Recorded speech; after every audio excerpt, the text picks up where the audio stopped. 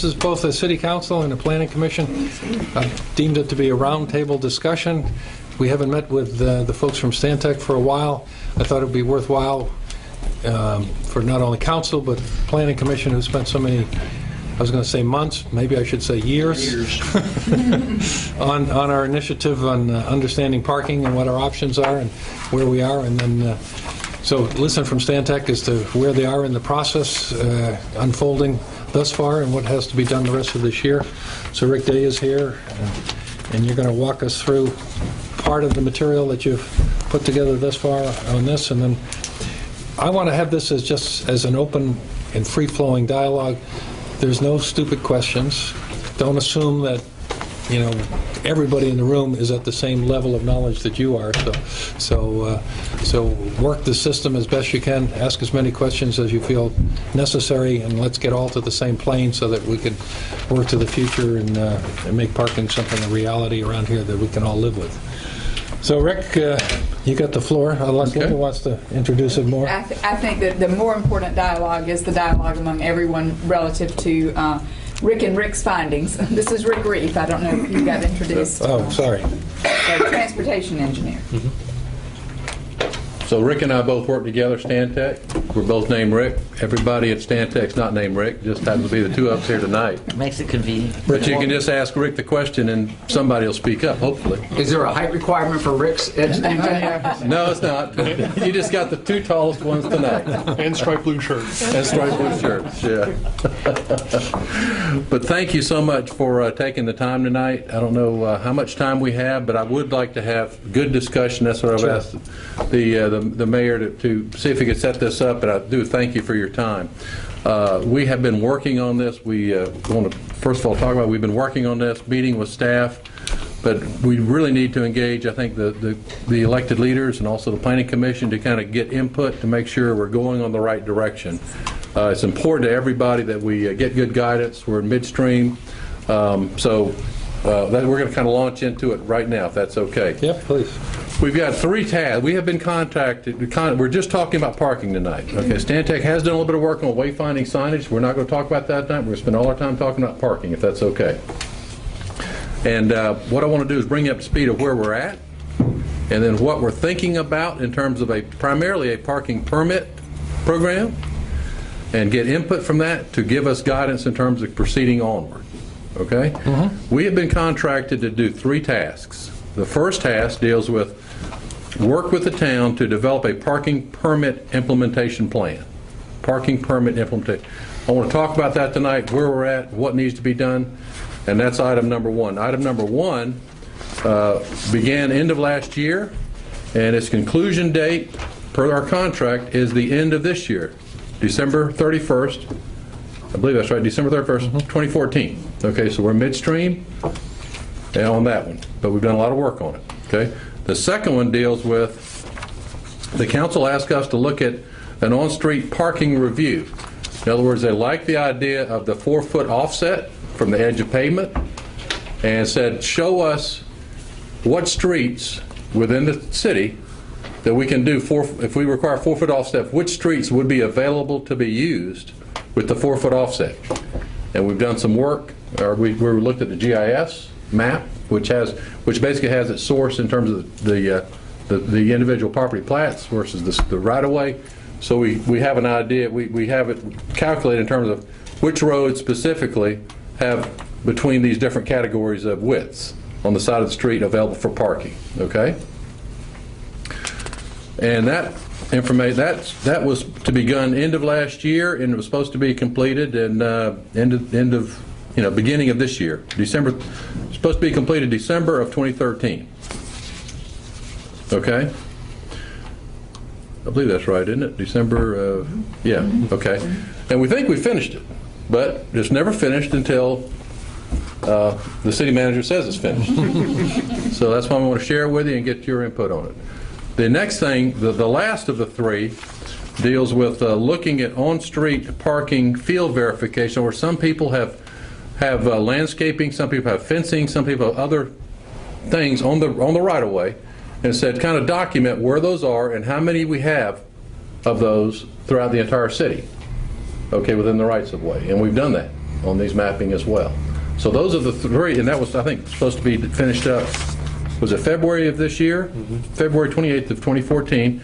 So we think we've completed that as well. So we've completed 2 of the 3 tasks. We're midstream with the first task. I want to take this discussion tonight, starting with task 2, and then 3, and then go back to 1, because the permit, I believe, is going to have the most discussion. Is that okay? Yep. So maybe we can knock out 1 and 2 and then spend most time talking about the permit. And I'm going to ask, go ahead. Go ahead. That's Okay. it. Rick, do you want to just real quickly show the product, talk about it, and if we need to pass out the product or however we want to do it, talk about how we did it and what it shows. Yep. And I would just say everyone received this same information electronically. I don't know if the members of the Planning Commission have okay. But we did provide hard copies down here in case they were needed. I like a hard copy. It's hard to read on the screen. Right. Yeah, I know. It's hard to read printed out, too. Yeah. Well, why don't we just pass them all out? Yeah, that'd be good. I put more down. Did you get one? There's 3 copies. I printed it. I'll take it. A couple more over here. Oh, yeah. Thank you.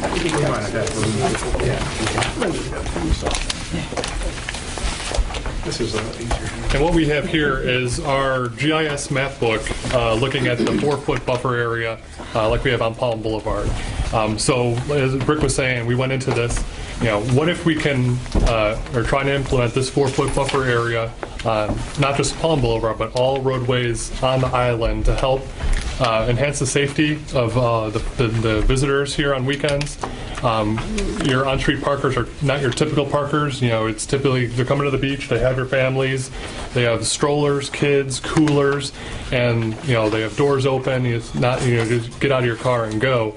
They're getting ready to go to the beach, and it takes some time for them to get out of their cars and then make their way to the beach. This 4-foot buffer, we believe, would help enhance the safety of those pedestrians and beach goers. So that's what we were looking at with this exercise. We've obtained the property files from Charleston County. So this is all GIS based on Charleston County, aerials from Charleston County as well. And we sketched in the edge of pavement to create area between the edge of pavement and the property lines to determine how much width we have on all the roadways throughout the island. When we were thinking about this, Palm Boulevard has a 4-foot buffer from the edge of pavement. Typically, for a parking lane, for a parallel parking lane, we have an 8-foot width to accommodate the cars. So that was our minimum that we started looking at.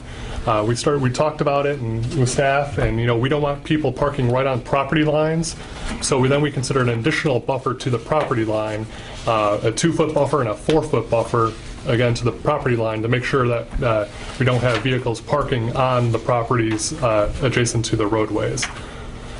So that's what the red, orange, blue, and green lines signify. Why doesn't everybody turn to the same page so that everybody's on the same reference? You pick one that you like. We can do 1A.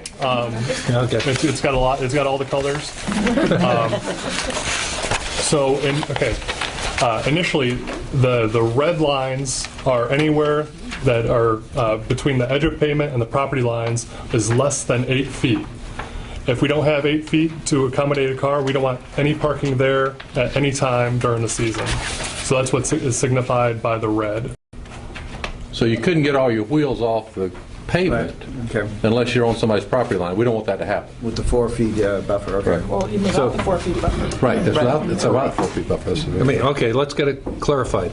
This is just absolute 8 feet, not 4 feet plus That's 8 correct. foot. The red is. The red. The red. It Okay. says under 8. Right, but I don't want to have people think that there's a 4-foot buffer plus 8 feet. No, so, And the okay. orange is 8.2. 8 to 14. Yeah, the orange is 8 to 14 feet. So the orange is an area where we can get a car off the road, off the pavement, into a parking space, but we don't have enough space to get our buffer area on either side. So orange, you could park a car, but we're not going to have our 4-foot buffer to the pavement, and we're not going to have a 2-foot buffer to the property line. The blue is where we have enough width to get a 4-foot buffer to the pavement and a 2-foot buffer to the property line, plus the 8-foot parking area.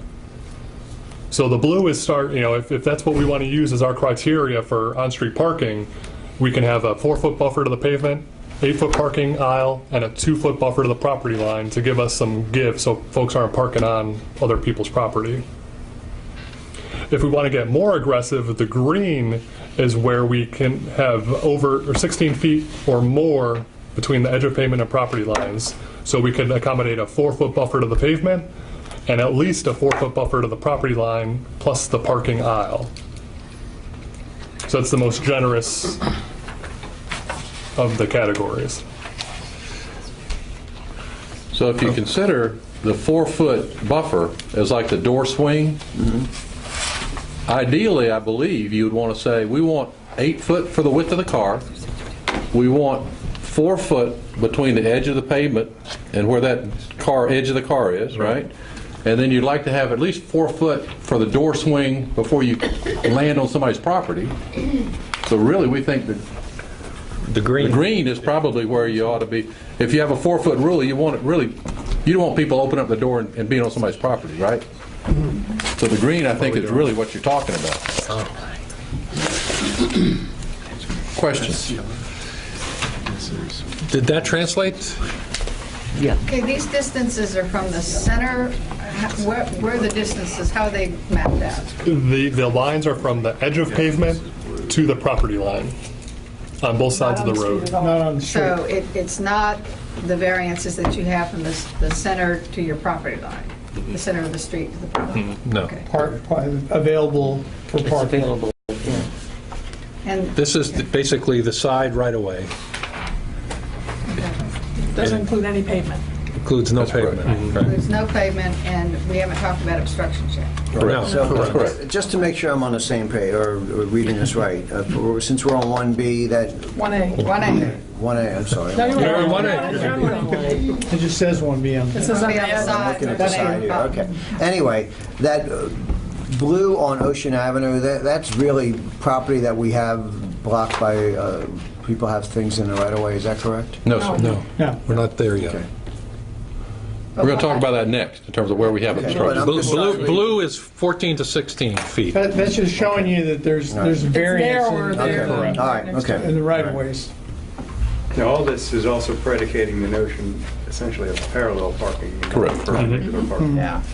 So the orange on Ocean, that we say towards the bottom, the south end of the island, that's blocked because of, it's not as wide, that road, or is that because there's obstacles in the, No, there's It's no. not as wide. We're not talking obstacles at all yet. okay. We're not talking about obstacles at all. We're talking about, Or orange. Available space. Okay. The orange is slightly better. It's hard to believe that down there isn't as wide because it's such an open area. Deep lots. I'm going to pose this as a question, but I think I know the answer. This is all off of the GIS system as maintained by the county, et cetera. And we know from past experience, there are variances in the GIS system. I'm looking at Douglas here, and he's nodding yes. So, it could be off, it's not off by tens of feet. It's probably off, if it's off at all, it's I don't know, pick a foot or two, I have no idea. The foot or two makes a lot of difference. Well, I know, it could be off some here. So we have it orange, 8 to 14, because it may be 13. Well, in fact, if you went out there and did a survey, it may actually be 14 and a half, in which case you'd then color it red. No, blue. But for this exercise, this tells you where the levels of concentration are for areas that don't meet the thresholds that we've discussed. I wouldn't say we've established it as hard and fast rule. In fact, we can't establish that rule. We need the state to authorize that change. One thing I was concerned about with this 4 foot off, it solves a problem in some areas, and in other areas, it makes people have cars 4 feet closer to their homes in some small streets. Carolina or whatever, for example, those homes are pretty close to the street. Now, if someone's parking there, they're parking just off. We're saying we're going to shove it closer to the house. That's my concern. There is absolutely no perfect solution Oh, to this. absolutely. I mean, for every twist, there's going to be a counterpoint. Because when we say no parking, whether it be for 4 feet or 8 feet or whatever, that means no parking, period. Right. Whether you're a resident, whether you're a renter, whether you're a visitor, or whatever, there's no parking there. Basically, you... Again, make people a little unhappy for the 8 months a year that there's no tourists. Could you explain the obstruction thing? It's a little... We haven't got the obstructions yet. Yeah. Let's just stay on the right-of-ways. Okay. And we've focused on this area. And we also looked at, there you can see some solid thick black lines. We've identified where the fire hydrants are, the sight distances at intersections, and we black those out because we don't want any parking there to block the clear zone and the fire hydrant access as well.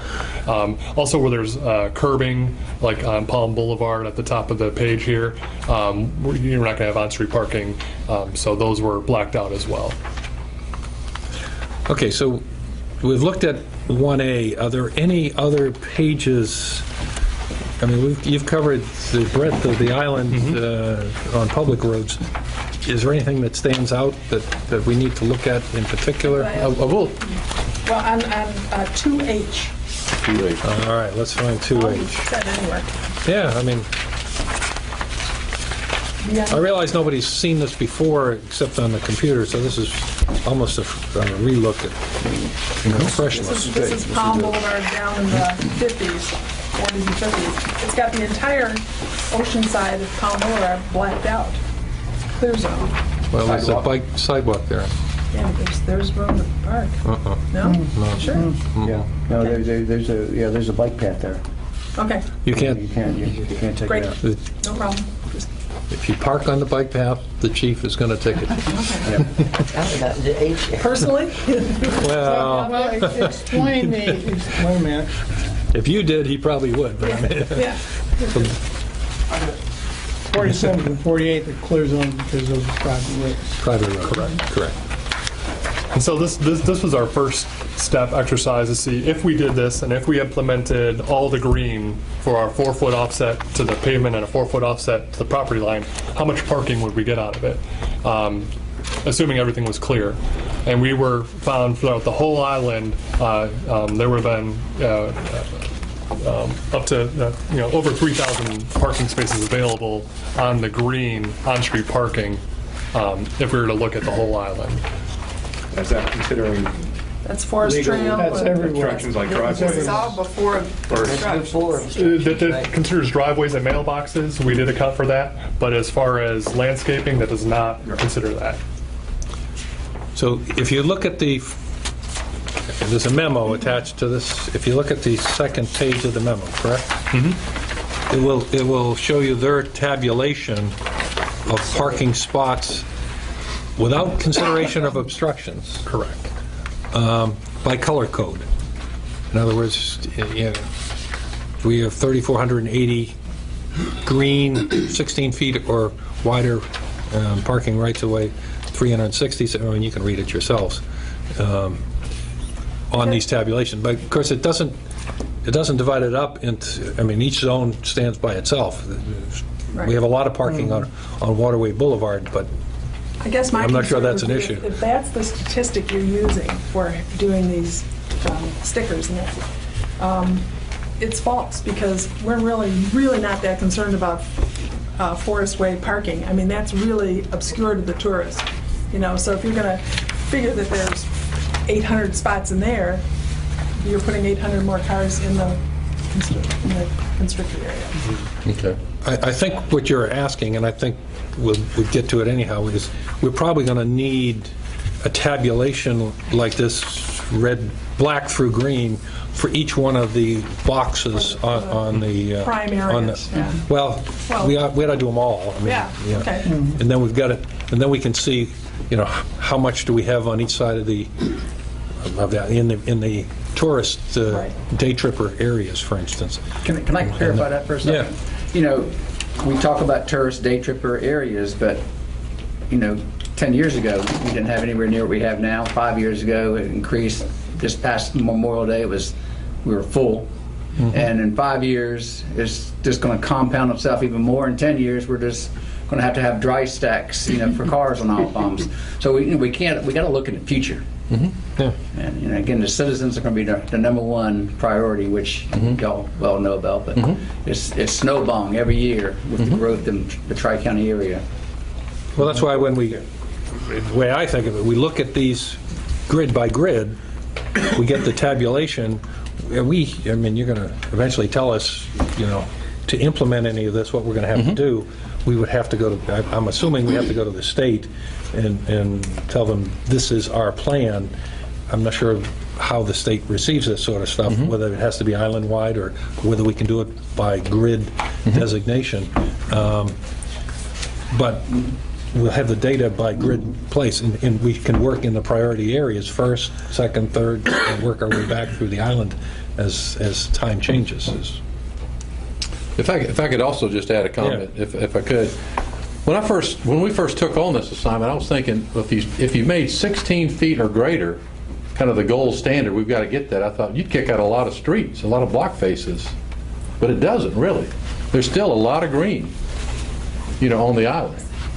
So I guess I was thinking you wouldn't be as many as 3480 potential spaces on the island. But if you went, Go ahead, I'm sorry. I think if you went and tried to match up the map with some of the areas, you would find that you don't see that. Well, they did the field work too. That's coming. Okay. Yeah, you're right. But the other thing I will say though, if you do it by thing, I think over years, like you were saying, that progression keeps building. I think it's like a tube of toothpaste. It'll eventually kind of keep pushing inward until you have enough room to park, unless we do a parking permit program. So. I think the whole thing is we don't want to push it in. Right. And that's the permit. I think that's where the permit we're going to talk about later. I've got another curveball for you. Sure. On page 4G, which is Waterway Boulevard down by Intercoastal Port, and you talked about the bicycle path sidewalk up on Palm Boulevard. There's a bicycle path sidewalk that goes along Waterway Boulevard right here. That there is not enough room in between the road and the sidewalk to really squeeze in a car as it is now. But yet cars are parked We'll look at 2 that. blocks from here to these houses. They can get off, you're right, they can get off the pavement, but they can't be 4 feet off and they're not covering the sidewalk. and not be on the sidewalk. Right. Well, let us, maybe we got to go back and check that. Right. And that's also been a requirement for people who work at the marina to park there rather than the parking lot, because the parking lot gets so full. I mean, this weekend I was down there and the cars were parked all the way up to these houses. I have a Every sort of a global question.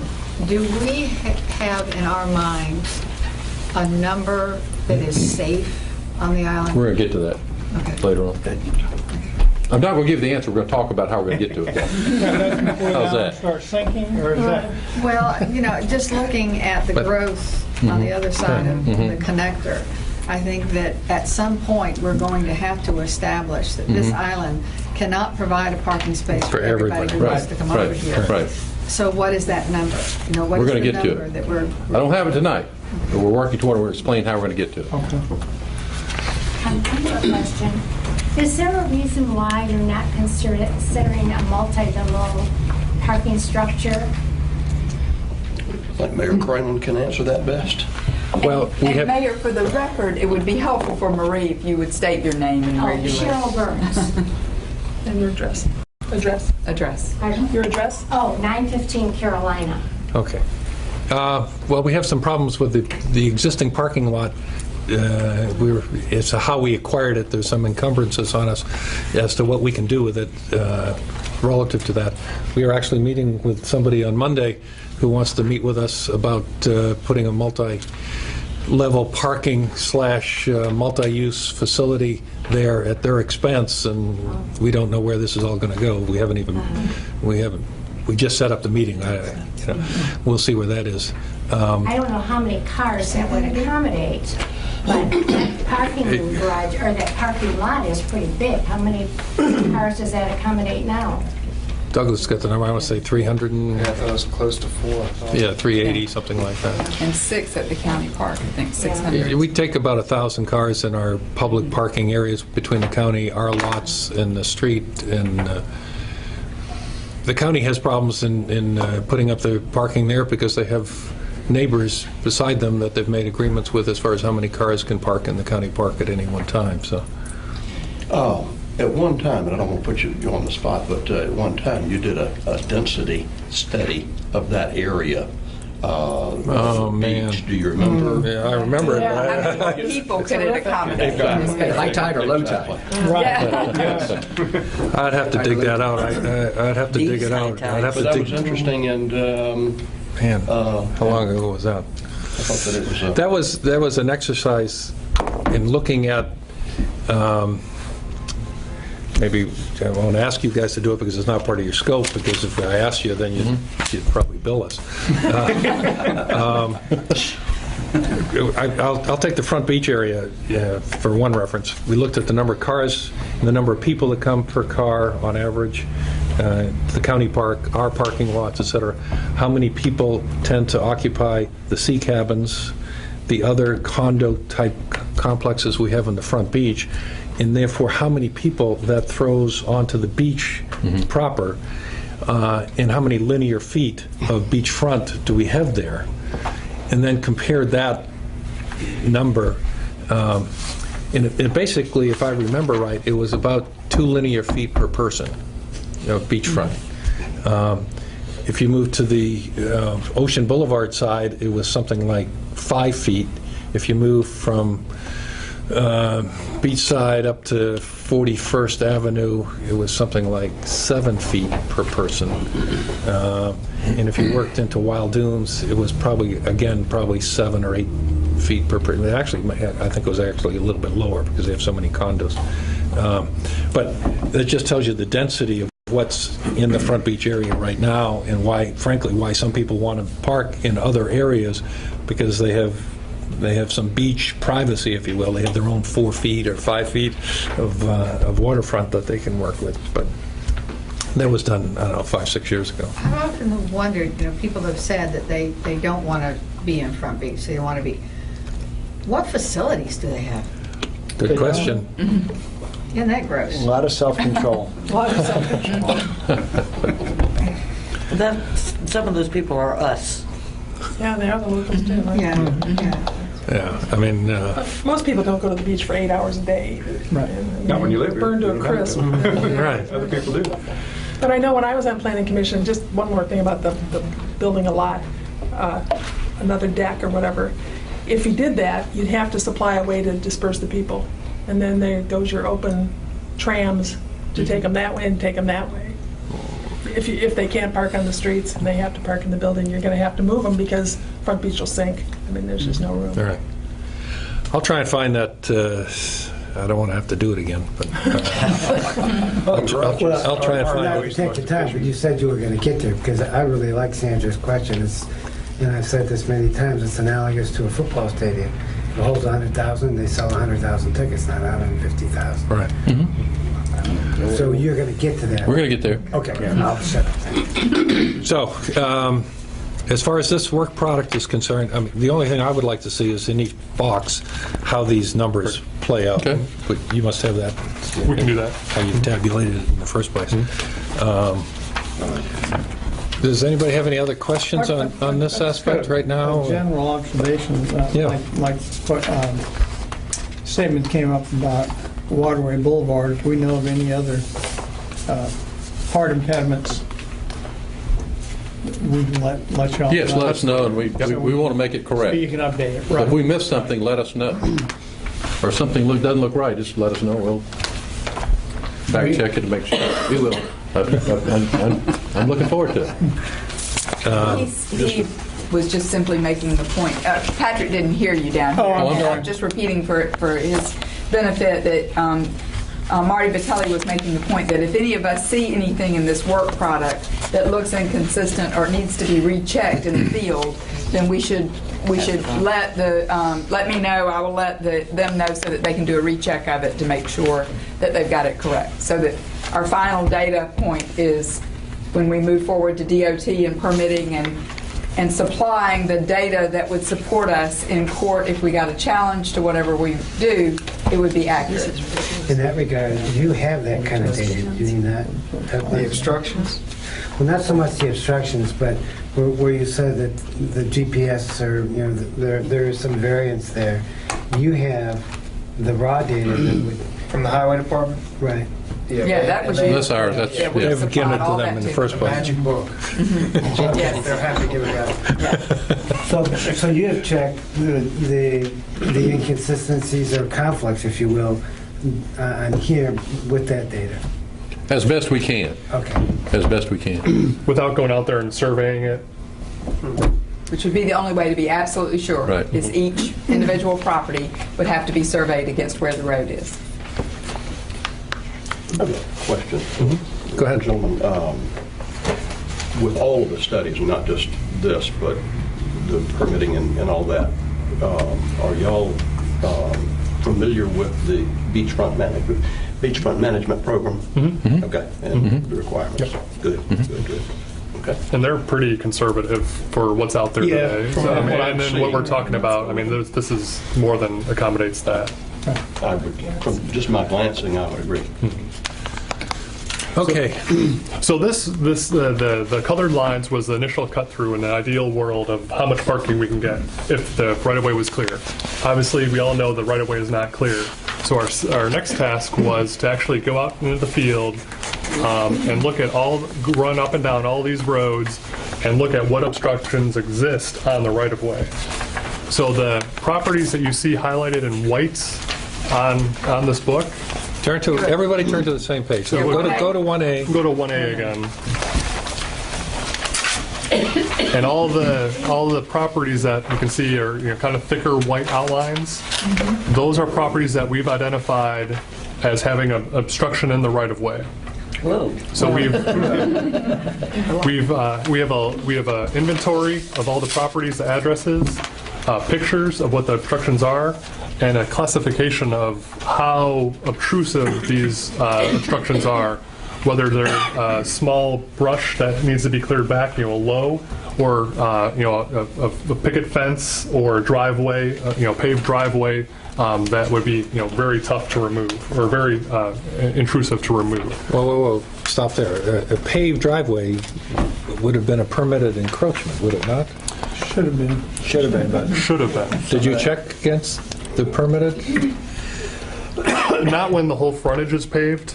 Oh, well, okay. So we're not talking Excuse the me. driveway connection. It'd be the whole frontage okay. is And paved. yet, there are some homes that they're so close to the street, they have no driveway, and they might have free parking spaces or something, that's their only parking.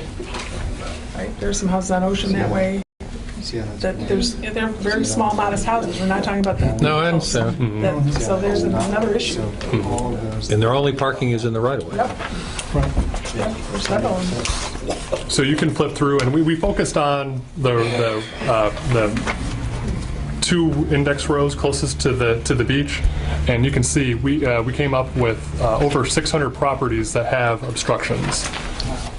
We did some data reduction, and we have a list, and we've given it to the city if you're interested. But we went through and determined how those obstructions impact the overall counts of our green lines and our blue lines.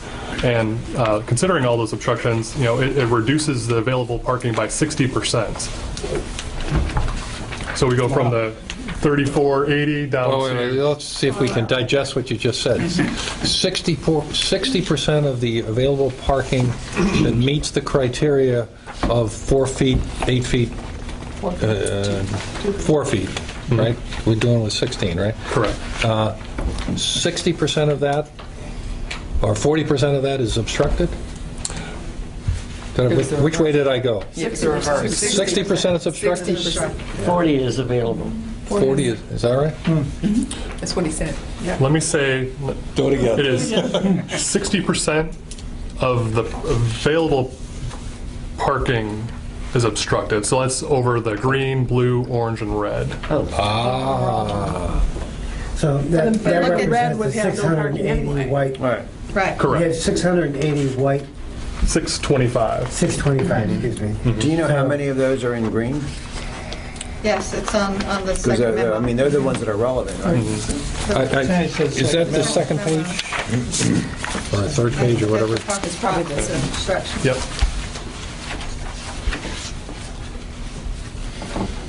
Oh, my. There's a lot out there, as you know.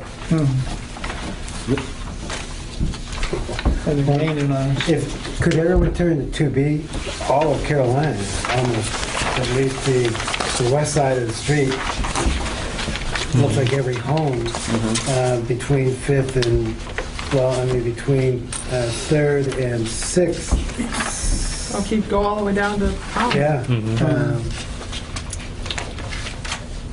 And yet it's green. So you're saying that those obstructions are within the green? Correct. What about obstructions that might be protected in other parts of the ordinance? Such as a significant tree. Just, that's probably not for engineers to answer, but for council members. Right, and we identified, we identified if there was a tree in the property, then it had an obstruction. Yeah. So once again, just, The odds are there are a few, but that's not the predominant. so once again, for clarification, of the 625, you have said, okay, some are clear, it's just landscaping material. Others could be a driveway or a mailbox, or and that's a different. Well, mailbox. No, mailbox would be permitted, right? Correct, yeah, we didn't consider mailbox. Driveway connections and mailboxes, we took into account, so that those aren't obstructions. But your fences, little picket fences, your flower beds, big bushes, Berms. other berms. Not little sticks with, people put up with little sticks with the. Those are temporary obstructions. Yeah. You need to count that. Well, he would have counted that. It would have Solid. counted as Like temporary. reflectors? Yeah. Sticks, yeah. Okay. I mean, it looks like they're Mow there those to down, right. stop parking. Oh, yeah. Yeah. Right. Some of them only Anything- appear on weekends. Your criteria was anything that would not allow a car to be parked in the Right. That's property. correct. Okay. So Without if destroying. we did some rough math, and it's very rough, because I only went to Clemson too. If there was 60 miles of parking available from that chart, then there's really, about 36 of those miles are obstructed, Not obstructed. are obstructed. No, 60%. 60% are obstructed. Yeah. 60% are. 60 miles, then there's 36 miles of obstructions. Right. Is, Well, right. question Right. for Public Works, do we have the ability to maintain 36 more miles of private way? And do we have the will to tell all those people Well, to take exactly. down their bushes? I mean, It's probably that's my business. sarcastic point. Yes.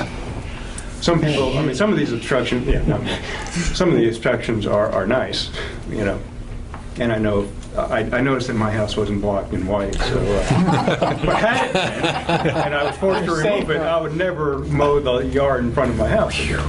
Well, And- most and I- of us do. I do. Like there's right away, and if it's But going that's to an be argument weeds, for I'm going to later. mow it. And I'm not on Palm Boulevard or any place that you really want to be concerned with. But then you come into that issue of what fairness Fair, is. right. If you're going to clear obstructions on Palm Boulevard, is it fair to only do Palm Boulevard and not do, say, Waterway Boulevard? And I think that's People- one of the things we've talked about is if we do, we have to be consistent Right. totally across the island. Right. fair. And balance. What time is it? Not early enough. 5 is over. Okay, you've heard how they've computed the obstructions within, and limiting therefore the available parking. Their question to us would be, what the hell are we going to do about it? I think that's the next topic. Okay. So we're going back to 1 now? Yes, sir. If you're ready. And again, it goes back to the same thing with the obstructions. If there's something that said, gee, I don't see that or I don't understand it, let us know so we make sure we get a good database correct. So if we're missing something, then let us know. Well, the We want to. quantification has been extremely important and helpful. Well, it'll be Really. hugely important as we go forward. Yeah. there was a planning commission meeting where we met with SCDOT. And I do, and Ron might comment on this, but I do remember them saying that SCDOT would help the city with these obstructions.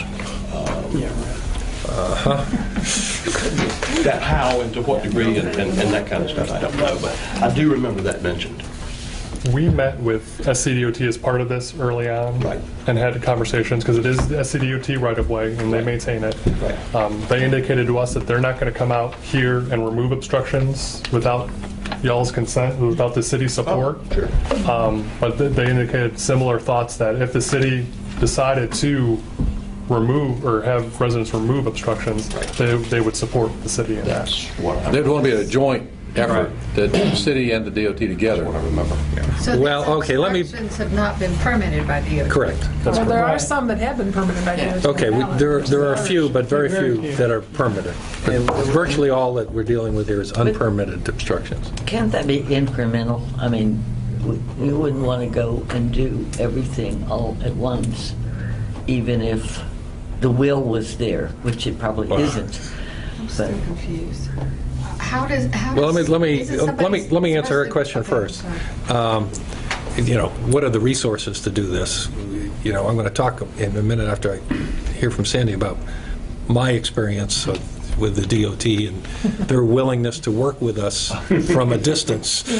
You know, you can barely see them in your rearview mirror. So, you know, it would be incumbent on us, would have to have whatever resources are necessary, would have to fight whatever battle comes about, and there may be a battle per property. I mean, and we're talking about a lot of properties here.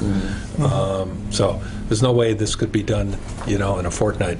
Well, even when the electric company wanted to install some underground lines, it took them how long to get permits from some of the people? Well, we had- A lady on 7th? Yeah, right down here on Carolina. I mean, two people fought it to, 9 months or maybe a year. They finally, the utility said, basically, screw it, we're going to move the box somewhere else. And they worked around it. I mean, and why they didn't want to give them that right away, still don't have a clue. You had a point. When you get a building permit, does it not include landscaping? No. So you can just do anything you want with the entire lot, even with encroachments? I mean, what I'm looking for is how does this happen? There are limitations, some setbacks. The setbacks, but Impervious surface limitations and all. People just do it. After the It happened after the CO, right. after they get their CO and everything's done, then they go to a by and well. we have no means of controlling that as The it's horse is out of the happening? barn here. Well- It's a DOT right away. It's not in our purview. We have no, we have no enforcement power. Procedurally, when we, at permitting level, when we become aware that a property owner has plans to do something that would be out on the right-of-way, Douglas's department always informs them, you cannot do anything on the SCDOT right-of-way without an encroachment permit from SCDOT. We even provide them with the forms in some cases and say, here are the forms that are required, and you will have to get permission for whatever you want to do out there from SCDOT. And so we inform people of the requirements when it is a new property. I think what happens is with many of these obstructions, there are evolutions of existing properties where either sometimes on purpose or sometimes just by accident, somebody might say, I'm going to expand my flower bed. It looks so pretty, I'm going to move out, further out, and maybe then they put some decorative, and so the next thing you know, you have an obstruction in the right-of-way. Then there are the deliberate attempts to put something out there that will stop people from parking. When we see things happening, we try to stop them, and we try to stop them from the standpoint of, you're in the DOT right away, we tell them they have to have an encroachment permit, and we typically give DOT a heads up too. And for those people who seek permits, if they venture out of their permit with DOT, they're then given what's called a deficiency notice. Douglas, if I get any of this procedure incorrect, please correct me, which DOT basically is saying, you know, you had a permit, but you did more or wrong by your permit. They are just too stretched staff-wise, I think, to be able to carefully monitor everything. And often when people stray from their permitted allowances, we're the ones that notice it, or a neighbor does, and we let DOT know. They haven't even come out and they haven't noticed it because they're just too busy. Then there's a deficiency notice. And once a deficiency notice, we've probably got at least 2 that I can think of that are SCDOT deficiency notices that are still languishing. Isn't that? At least, yeah. At least 2. So what that means is DOT has issued to the property owner notice you're out of compliance, and nothing else happens. It just sits there with them out of compliance. I'll rehash a little bit of history. It's not that old, but back a few years ago, I think it was 9th, was it 8th? The corner of 8th, I think it was. The individual followed the procedures that the city told him that if you want to change the parking, your parking availability beside your property, you have to get a DOT encroachment.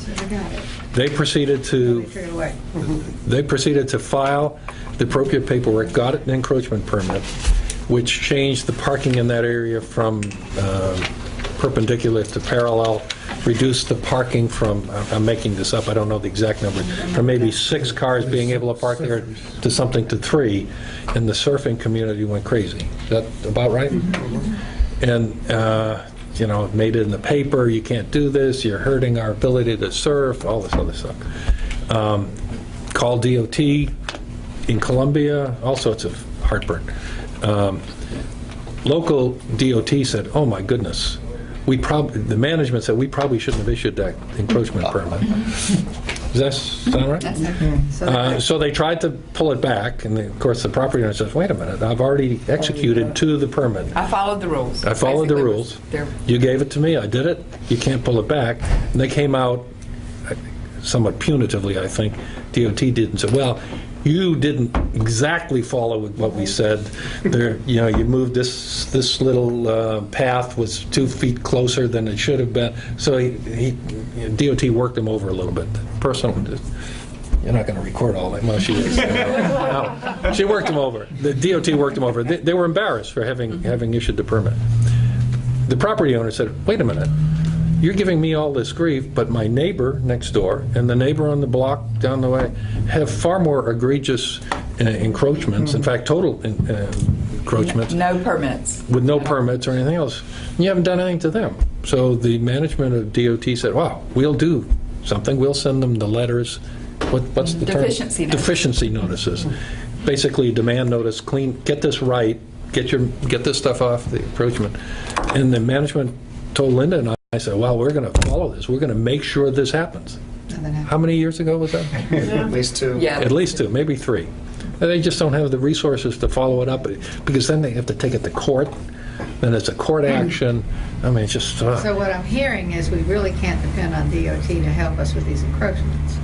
That's my conclusion. I mean, they may say, as Noel said in a public, but we'll work with you.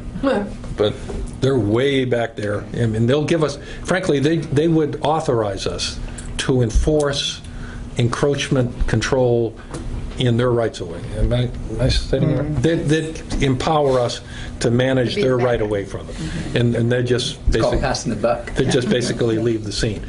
We are probably, and maybe someone, I know we're just chatting here, we may be the only community in all of South Carolina that has too much parking density. According to our beach management. Well, I mean, not just too many people trying to park. Oh, too many people trying to park. Right. You know, there aren't many other communities that have that. It's, you know, so we're the only ones that have to worry about. We got too many people coming to the beach. We got to limit the parking. We got, you know, you got people parking, putting encroachments up. Well, elsewhere in the state, I don't know of any place that. Sullivan's Island. It's, What is Sullivan's It's Island? packed. it's a problem of it. They do the same thing. I mean, it's a mirror image as far as the problem Even is worse than concerned. some. So you can I get, think get it would- one car through at some Because place. they don't have a central lot. I think No. if we get a handle around this, I would be very surprised to see Sullivan not follow They'll us. follow us. As soon as they can. Yeah, I mean, And one of the things Yeah. I think we need to take into account is public safety. Mm-hmm. You know, and I look at Sullivan's Island, I look at I mean, you can't get a fire truck down there, an emergency truck down on some of those streets. And the same thing on Isle of Palms, when some of these streets got them parked on both sides, and we have a fire, I mean, we're going to have a major catastrophe. Well, that'll be part of the argument put forward when Right. we start talking Right. about the permitting. The next item 1 on the permit plan is, Thank you know, much of it is public safety related and access to Correct. properties and, Correct. and things of that nature. So anyhow, you know, we can't. I don't believe we can depend on DOT. However, the DOT has to approve anything we want to do. I mean, that's, you know, so. That's Unless we ironic. take the roads open, we're not going to do that. Well, There'd be a lot no, for us to do. we're not going to take the rules away.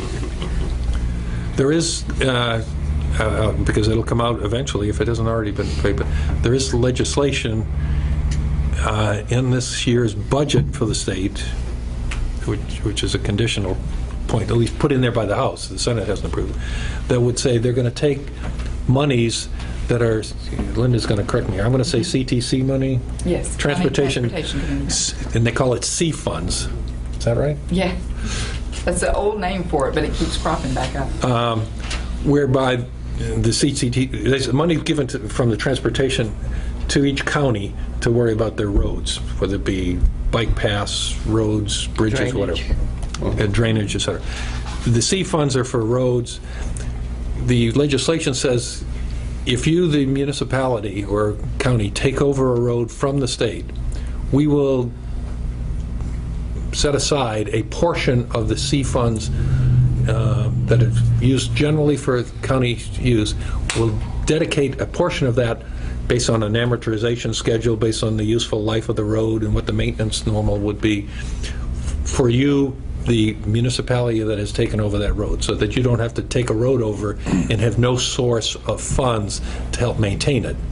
So if the road has a 10-year life in its surface, we'll give you every year, we'll guarantee you 1/10 of the funding every year. It's like a sinking fund. The problem is, in state funding, there's no guarantee about anything. There is the condition, however, in the legislation that if the state doesn't have funds available every year, then we, the municipality, could turn the road back to the state. I mean, that's a very simple statement, but once anybody has taken over the road and changed it in any way, shape, or form from a conforming state road, then it's not conforming anymore. And you can't, I doubt, I mean, Won't accept it. they haven't got this far into it. No, they're not going to take it back. It's not conforming. Put it back into a conforming state, which would mean, you know, whatever conditions were present at the time, you know. So we're being a quagmire. So they're trying to figure out ways to offload roads, but they haven't figured out a way how anybody can take it on successfully financially. So, Mr. Mayor. please. I have a figure in the back of my head somewhere, I'm not sure where I got it, like just under $1 million a year for us if we were to take over the roads and we could control whatever we wanted to do. But the Beachfront Management Act says if we don't have public access, then we are not entitled to any funds should we need them for erosion renourishment. That's correct. So quagmire again. And it's Yeah. not just numbers, it's within access, within a certain distance. Right, right. So I wouldn't count on the state for anything, period. You know, I mean, it just, Except Morals. Because we're sending people to the beach. our problem is unique, This and is they're not their going beach, to, they're not not going to ours. worry about it. Anyhow, I don't want to go off on a tangent here, which I already have. So, I mean, since I thought about it, I'm going to lay it on you anyhow. They will fund, and have funded for a couple of years, beach access, improvements to beach accesses. but they'll have no, they restricted and had no funds for beach preservation. So they didn't care whether there was a beach there, they just wanted to make sure you had a good way to get to it. You know, and, which is just because the upstate was controlling that particular dialogue at the time. So we're dealing with that in other matters, but, so you can't, I wouldn't count on the state for anything in our world, so.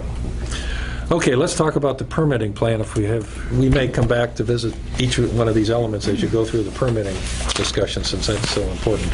Okay, I'll take the lead on that if that's okay. Again, dialogue, so interrupt me, stop me. I want to say a few things. One of the things we talked about, we looked at a lot of different ways to manage parking on the island. We kind of thought the permit may be the best way to do it for a number of reasons, and we won't go into the detail of it unless we need to. So we all kind of thought the permit was the right way to manage the parking.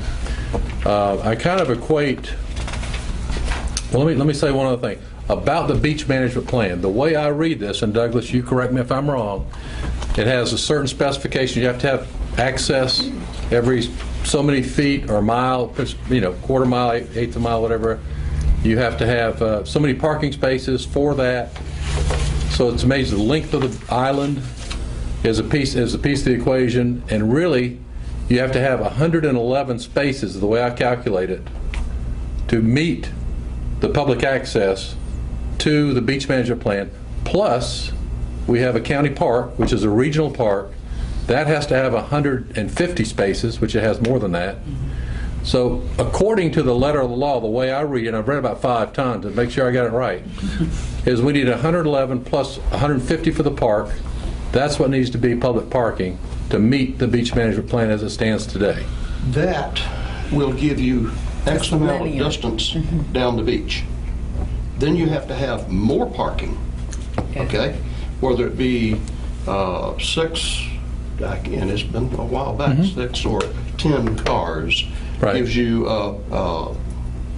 Spread long out, distance. right. Yeah, Right. but you know, the county park only gives you, and I think it is a mile. It's a mile each way. Yeah. Mile each way. Yeah. Yeah. Yeah, so if you take the mile out and then you do the math of 6 per eighth of a mile, I think you come up to the 115 11. or so, whatever it is. So that's the magnitude of, to meet the beach management plan. So you are way in excess. Okay, so now the way I read the beach management plan is it's silent toward whether you have to pay or not. You just have to make it available. Correct. In fact, It doesn't have to be. in fact, It doesn't have to be free, in other words. correct. It just has to be available, publicly Correct. available. Correct. Is the way I interpret it. So that's kind of overlays this whole plan. The other thing I want to do is goes back to the safety, and I think that's exactly right. It's kind of like the fire marshal putting in, this theater can only hold safely 300 people.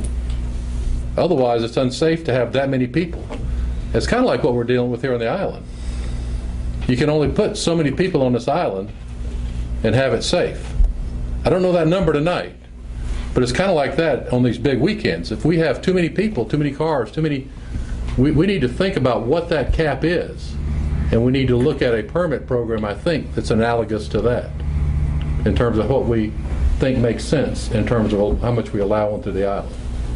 I don't know, you know, people on the island will think this is great, but the people outside the island can be it's going to be, you know, something they aren't used to. Other parts of the country do this, but I'm saying it's going to be a what's the right And word? it's for their safety. It's for everybody's safety. Everybody's But I'm safety. just saying it hadn't been done before, so it's going to be pushback. So we just need to all recognize that. No question about it. Okay. So we agreed. We think parking permits the right way to go.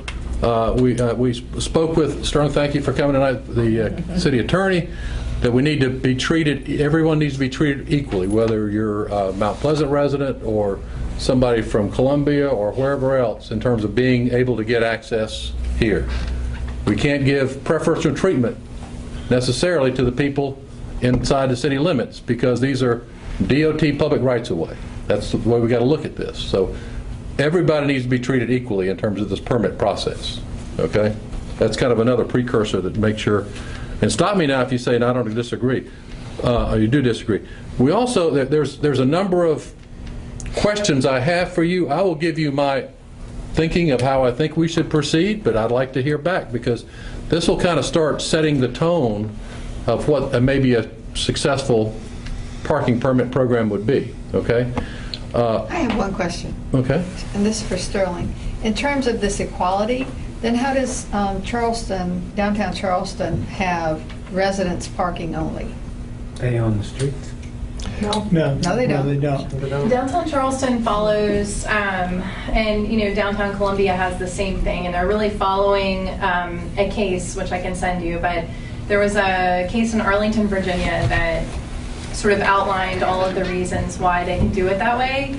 And in those cases, it was primarily based on the fact that they were residential districts that were adjoining the commercial districts. And so people were parking in the residential districts to walk over to the commercial property, to the commercial areas.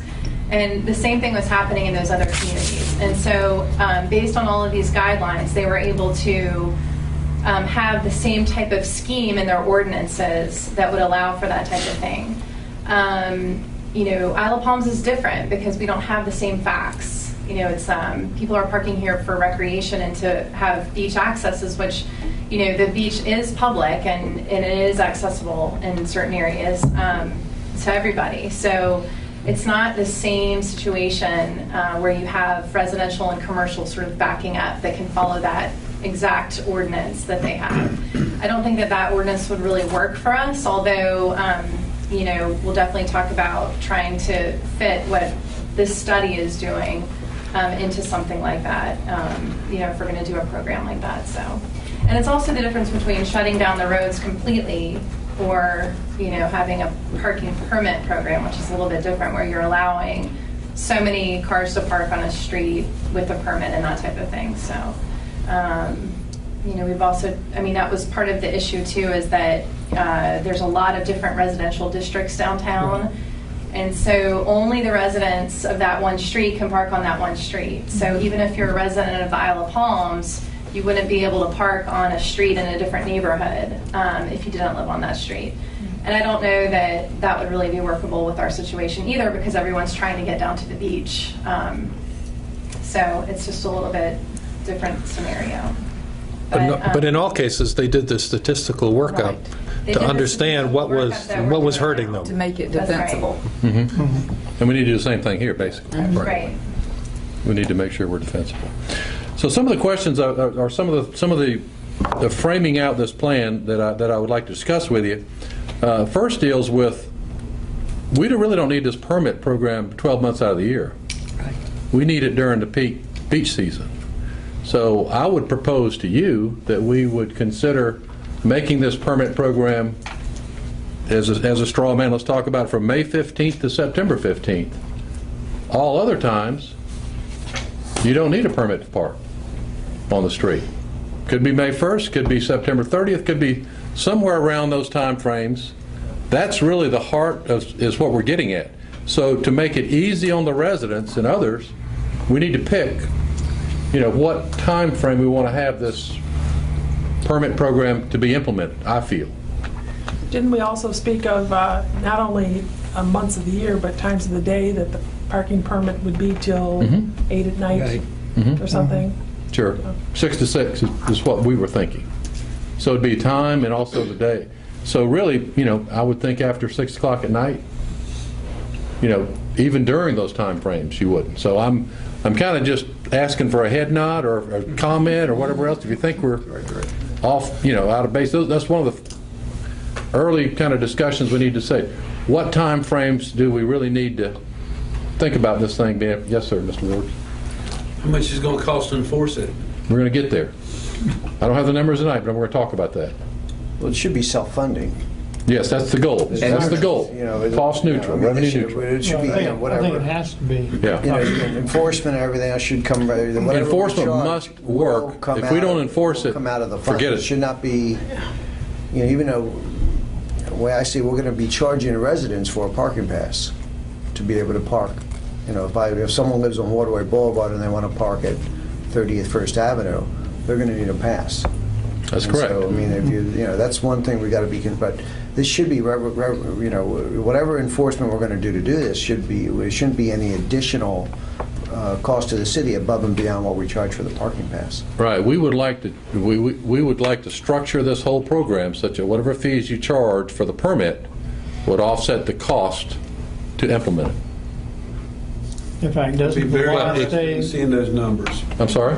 I'll be really interested. We're not ready yet, but that's But right. I'll be very interested Sure. in seeing those numbers, the cost of it. Sure. We all How are we are. going to pay for it? well, Sure. Now, I'm looking at our offices over here. I don't know how to, is time important as far as how to enforce it? We don't want to have it sunrise to sunset. There's no different than enforcing the leash laws like we have now for the beach. That's it. I think 6 a.m. is a little early. Well, that's what I was thinking, 6 8 a.m. a.m. I mean, no. How many people come to the beach? The only people that come to the beach that early are the dog walkers. Right. And the surfers. And the surfers and the turtle team. That's about it. Everyone Well, knows. I but who mean, cares beach- about the turtle? Well, yeah, hey. I have a lot of votes in this. 8 to 4? Well, if we had No, 4 is too let me early. throw this out. If we had it later, we had it like 10 to 6. 10 to 6? That would allow people to come and do, but because you don't see that many people there before 10 to 6. But if someone, no, hear me out. But if someone comes at 9 o'clock to use the beach, if they don't have a permit after 10 o'clock, then they're in violation. Okay, I'm talking about the people that would come, the surfers who would come to go surfing before work, or the turtle team people, or you know, just people who may come for. I just know the county park is full, in many cases, well, on peak weekends, before 11. Our lot is full 11, 11:30, I shortly think it all thereafter. probably happens, but they don't open till 10, right? The county lot. Yeah, So- but I mean, they fill up in an hour. You can, Right. So, but if it be if we're going to have a certain time, it needs, you know, like 10 to 6 would be a reasonable time to allow people to have access to the beach and also control the peaks, because that's where the peak is going to be after 10 o'clock till usually 5, 6 o'clock.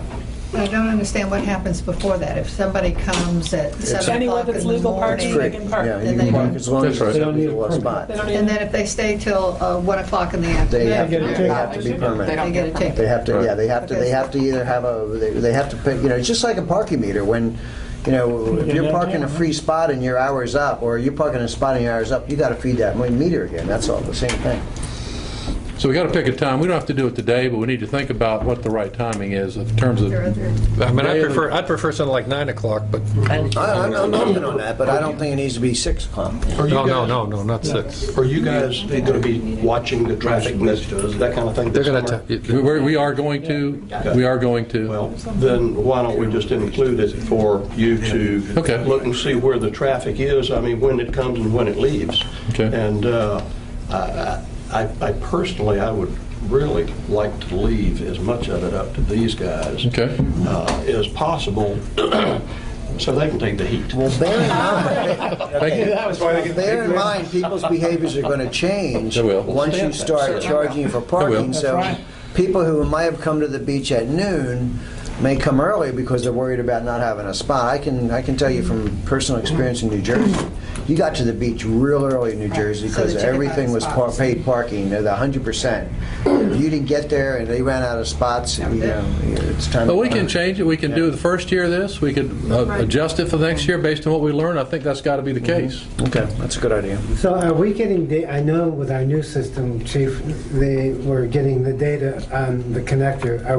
Is the same thing on the Breach? breach inlet? We have traffic counters at both Traffic spots. count. Okay, We're going to talk about counting. We're going to collect data during these peak times to help us determine the size of this program and also the timing of it. But part of the problem with the traffic counters is you have to take into account all the people that work on the island, people working on construction, renovation, also employees in Wild Dunes and restaurants on the front beach. So people are coming, you're going to see some artificial numbers of people just coming, and you know, Palm Boulevard is full at 8 o'clock in the morning of people coming to work.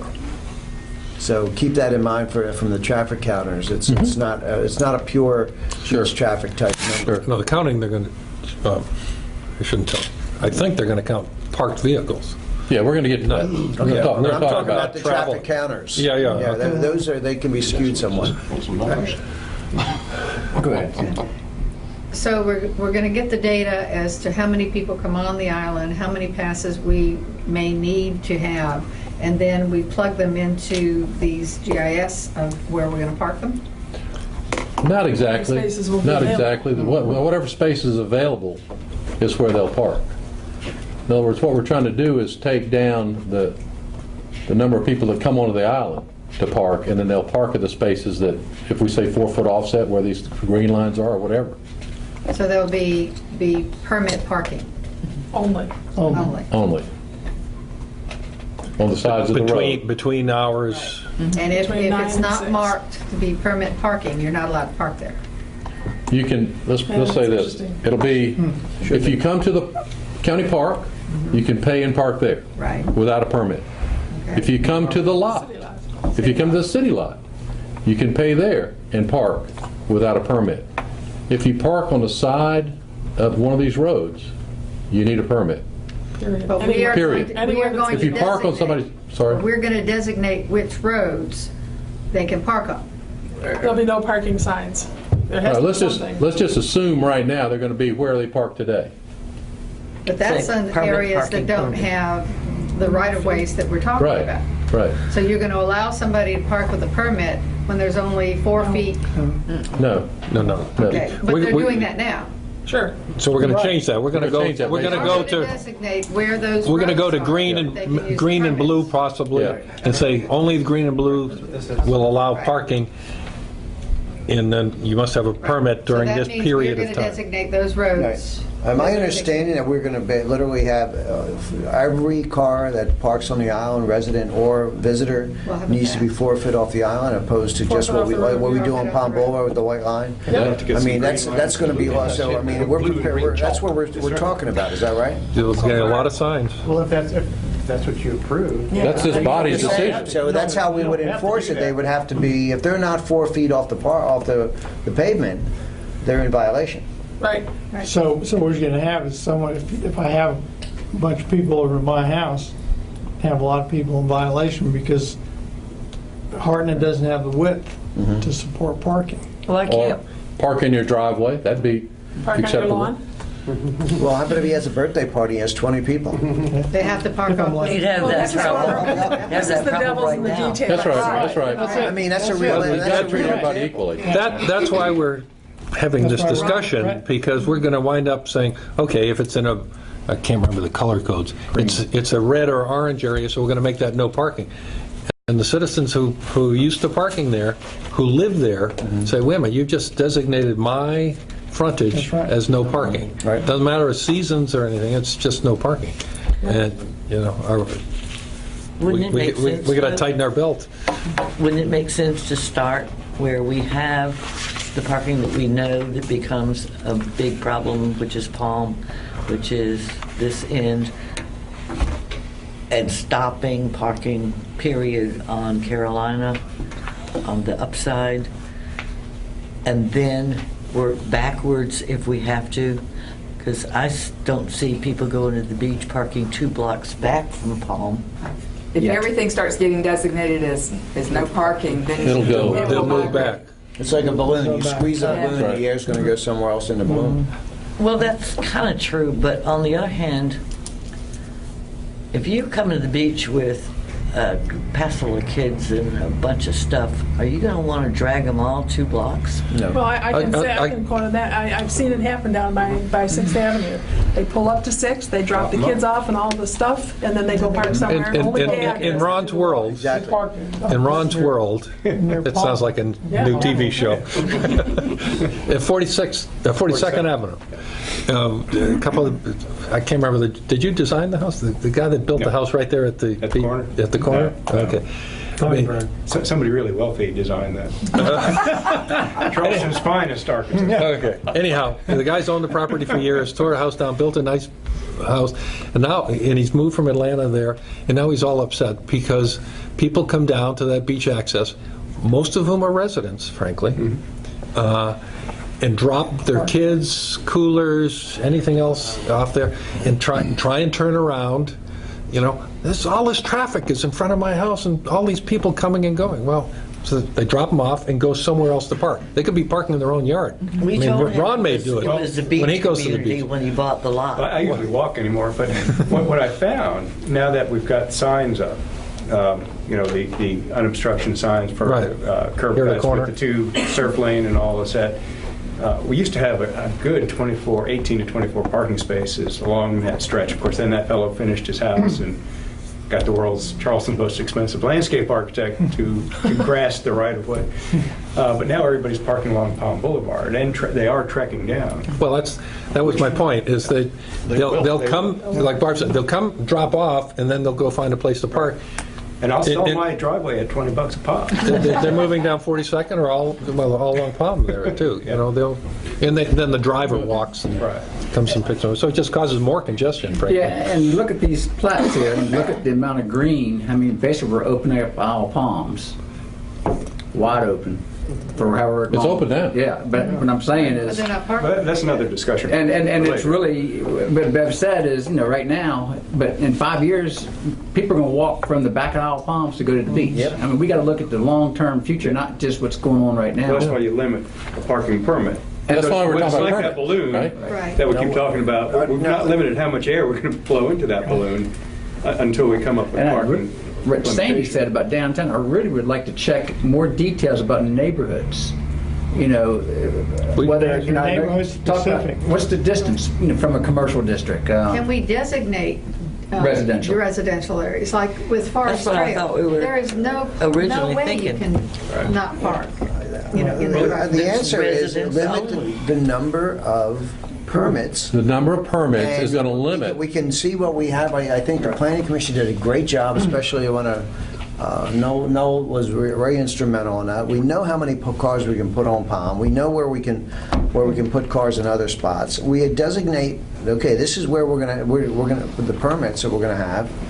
And once we give out those permits and we're at a certain number, we're done. That's exactly right. Let me go ahead and move on to the next text, because that's what I wanted to cover.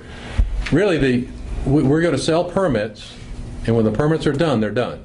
Basically, and that's the way to limit the amount of parking. Rather than put no parking signs everywhere, that's the limit. They must be permitted to park on the rights of way.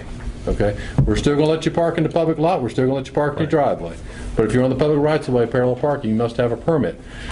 We would propose to sell 3 different types of permits. One, a seasonal permit for the entire season we're talking about, say, for example, May 15th to September 15th, where if you buy that permit for X dollars, you can park anytime, anywhere during that season. That's legal, anywhere that's legal. Also, we would think a weekly permit would be in line. Or if somebody comes down here from another state, they're vacationing for a week, you can buy a week permit if you want to. And finally, a daily permit. I think you must allow people to come in one day at a time to park. Okay? However, we need to be very careful of how many of each of these categories we sell to make sure we do begin to allow the right number of people. I think we'll do it the first time. We'll have to see how it works. I think the next year we may learn something. We may tweak it up or down, some of these categories. But knowing that everybody that has a permit isn't going to be at Isle of Palms the same day. Except for 4th of July. Except for 4th of July and Memorial Day. And maybe Labor Day. But we're proposing. Now, you could also say, well, gee, we want to sell monthly passes. I don't think monthly's as interesting as, but I think it's those 3 categories. Daily, I think you got to have weekly and seasonal. We got to define. So I think those 3 weekly categories as being either Saturday, or Sunday to Sunday. We'll pick that out. That's a detail we can work on. But that's what we're thinking right now. That we'll have a definitive number of each of these categories, and basically when it's out, it's out. So when you have, say, 2,000 permits, or whatever the number is, they're sold out. Somebody comes across the island, they want to park. What's stopping them from parking? A big sign. Enforcement. A ticket. Big sign that says. We no must more enforce it. We must enforce it. We're going to talk about that in just a second. Well, I remember that on the Planning Commission, I think the most important variable is how many permits. I agree, not everyone that has a permit is going to come on Tuesday or Wednesday or but probably on the weekend, a bigger share of them will. Well, I think How do you arrive at that number? Right. That was the issue. Because you could We're not certainly... going to be, whatever it is, we're not going to be right. The daily Certainly the permit, first you year. know that they're going to be there that day. Yes. So that's the most That's accurate right. count. That's right. And the weekly as well, but you can Very probably accurate. count, if they are a renter, they're doing other things as well. And they So got a they're yard probably they're 2 or gonna park 3 in. weeks. Yeah. They Well, won't. they might be renting on Hartnett or something, and if they don't have a golf cart with their rental, they might need to get to the beach somehow. Right. And the seasonal people are probably people that really are weekenders, or they might come in the Right. day off, if they have a day off in the middle of the week to go surfing or fishing or doing whatever. So that's the least reliable for numbers, but also one where you can fudge the most. You know, it's like the old adage, how many invitations do you send for a wedding for, you know, if you've got 100 seats Sure. available, you know. And I think we'll do the best we can the first year. We'll learn a lot. The next year, we'll probably say, well, we need to sell fewer of this, more of this. Yeah. And then we'll say, how did we do in terms of those peak seasons? Did we allow too many people on? Did we run more people off than we needed to? That sort of thing. I got one question. And we got to set the pricing on it also. Yes, sir. I got one more question, then I'm going to go spend my 21st wedding anniversary with my wife. Congratulations. Are we planning on using like passport parking, something electronically? Yes. Well, we've got options. That's the next thing I want to talk about. If you got just 1 second. Okay. How to purchase the passes. Good. Okay. There's a number of different ways. You could do the old-fashioned way, where it's basically you go to City Hall or go to someplace outlet where you purchase it. Or what more and more is happening, it happens all online. Okay, so basically what you do, you log on Isle of Palm's website, parking, you find a permit, PayPal, whatever it is, you log on, you get it, and then you got it. You print it out. and Right. you know. Now the other thing, that's exactly, well, let's talk about the credentialing in a second. That's a different topic. But how you purchase it, I would suggest, just from a staffing thing, you would want to do it as much as you can online. Maybe with certain hours of the day, we'll sell you one at the City Hall or someplace, but very minimal. I mean, you don't want to get into handling cash and that. I'd handle it. Now, the other thing, the daily person, Mr. Buchanan, the daily person, the guy who says, gee, I get up, I live in Mount Pleasant on Saturday, beautiful day, I want to go to the beach. There's an app where you can go to your mobile device. You can say, hey, I want to get a daily pass, it's going to cost you $10. I pay for it online while I'm on the way to the beach if you want to. Or it may say, I'm sorry, today you've sold out. Come back tomorrow, Sunday. We got plenty then. Or basically, go to one of our parking lots. Or you can go to the parking lot. That's right. Or ideally, Go to Falls Beach. it'd have how full the parking lots are as well. You Yeah. have counts of your parking lots. So if the parking lots are full, all the passes are out, they don't even come to the island. That's the beauty of the parking They permit. go to Hopefully Folly Beach. hopefully they don't come around looking for a lot all day long. And that's the best part of it, it's all real time. I mean, Right. when you drive around traffic, and when you drive around, traffic starts backing up, you get on your Twitter feed, figure out what's going on, what's going on, where you reroute. One of the apps that I have is passport parking. Yes. And I've utilized that in the past. And I like it because if you're going in, if somebody's coming over onto the island, they go on here to put in their zone, whatever that is, and it says no parking available. Right. They're going to make a lot of their options. Right, And right. It's real time. And I don't want to, inundate the staff nor the police department Right. with writing. That should be taken off the table right off the beginning. Yeah. Is writing Issuing passes through City Hall. Seasonal ones, because you could have Mount Pleasant people that, It's all, you can do it all online. You can do it all online. You can do all. And what are you referring to? Passport parking? It's just a company that handles that kind of thing. You go to most concerts, 95% of them are all tickets you buy online and you just print out a pass. And that's one of the things is when you come onto the island, it says parking, managed by Passport Parking in the app and whatever, bar in or whatever. It takes everything. Now, well, we're getting into If it's details. out, Let me mention one thing, Mr. Buchanan, in terms of credentialing. Right. What do you want to do for credentialing? And I've got a suggestion. You can either do like a hang tag, you can do a sticker that goes on the car. I would suggest you credential via your license plate. Yes. Okay? Helps so much in terms of enforcement. And let me tell you how that works. If you do credential, like in other words, I go in, I want to go to the beach for a day, I go to the app, I got availability, I type in my license plate, And that license plate, that vehicle can park anywhere you have a legal space on the curb, right? And that license plate says that's a legal car to park for today. Tomorrow you come back, it's not legal. Now, how do the police use this? They have license plate recognition software, okay? And honestly, all the police you have to buy the equipment, okay? And all they have to do is drive down the thing to get a shot at the license plate, and they can tell like that whether it's a legal car parked or not. If it alerts, it's not, they back up and say, okay, that one's illegal. I'm just saying, it's very efficient. Now, if you do the idea what that costs. Excuse me? Yeah. We're going to get to that. Probably get abused from immigration since they don't.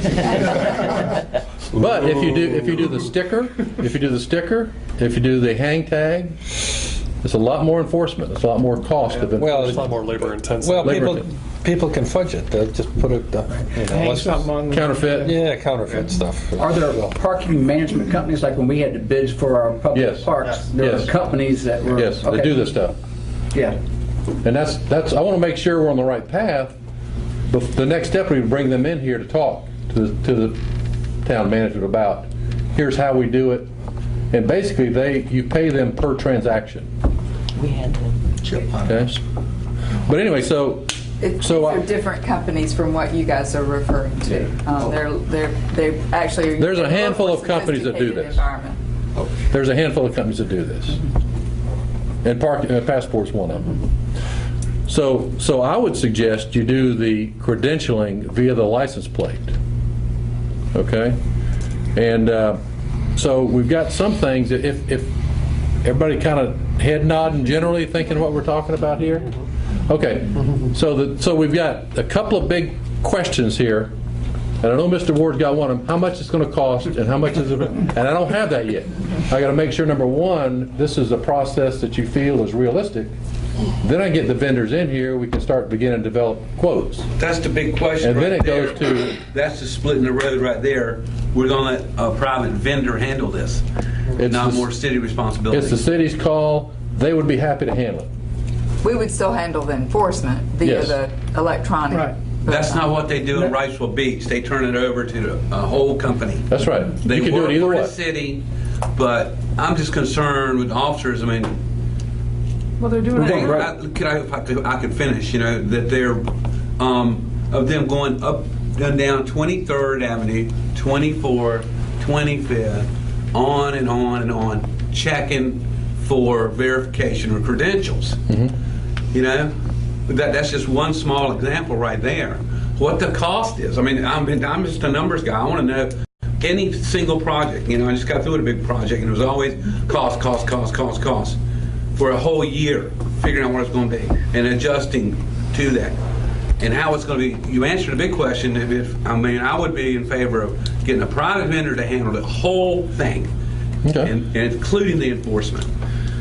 Because I But think otherwise, you're going to have more personnel. You got to have. You tell me where the people going to come from, riding up and down the street That's all what day I'm long, just doing that Beach alone. services officers, that's what they are. Well, if you do decide, I think we have to look at it both ways. Yeah. I mean, if you did have police officers doing it, then you would have to price the permit such that you pay for that extra police officer, whatever, to do it. Right. Yeah, and that's expensive. I know that's easy. But you're not paying. But when you have an outside source, you're not paying FICA, and you're not paying health care, and you're not paying all this other stuff. Well, that we have. They are in the I rate. think we need to look at the numbers in all ways and really have several options to analyze so we can make the best So decision. when are we going to get to that point? Is my last question.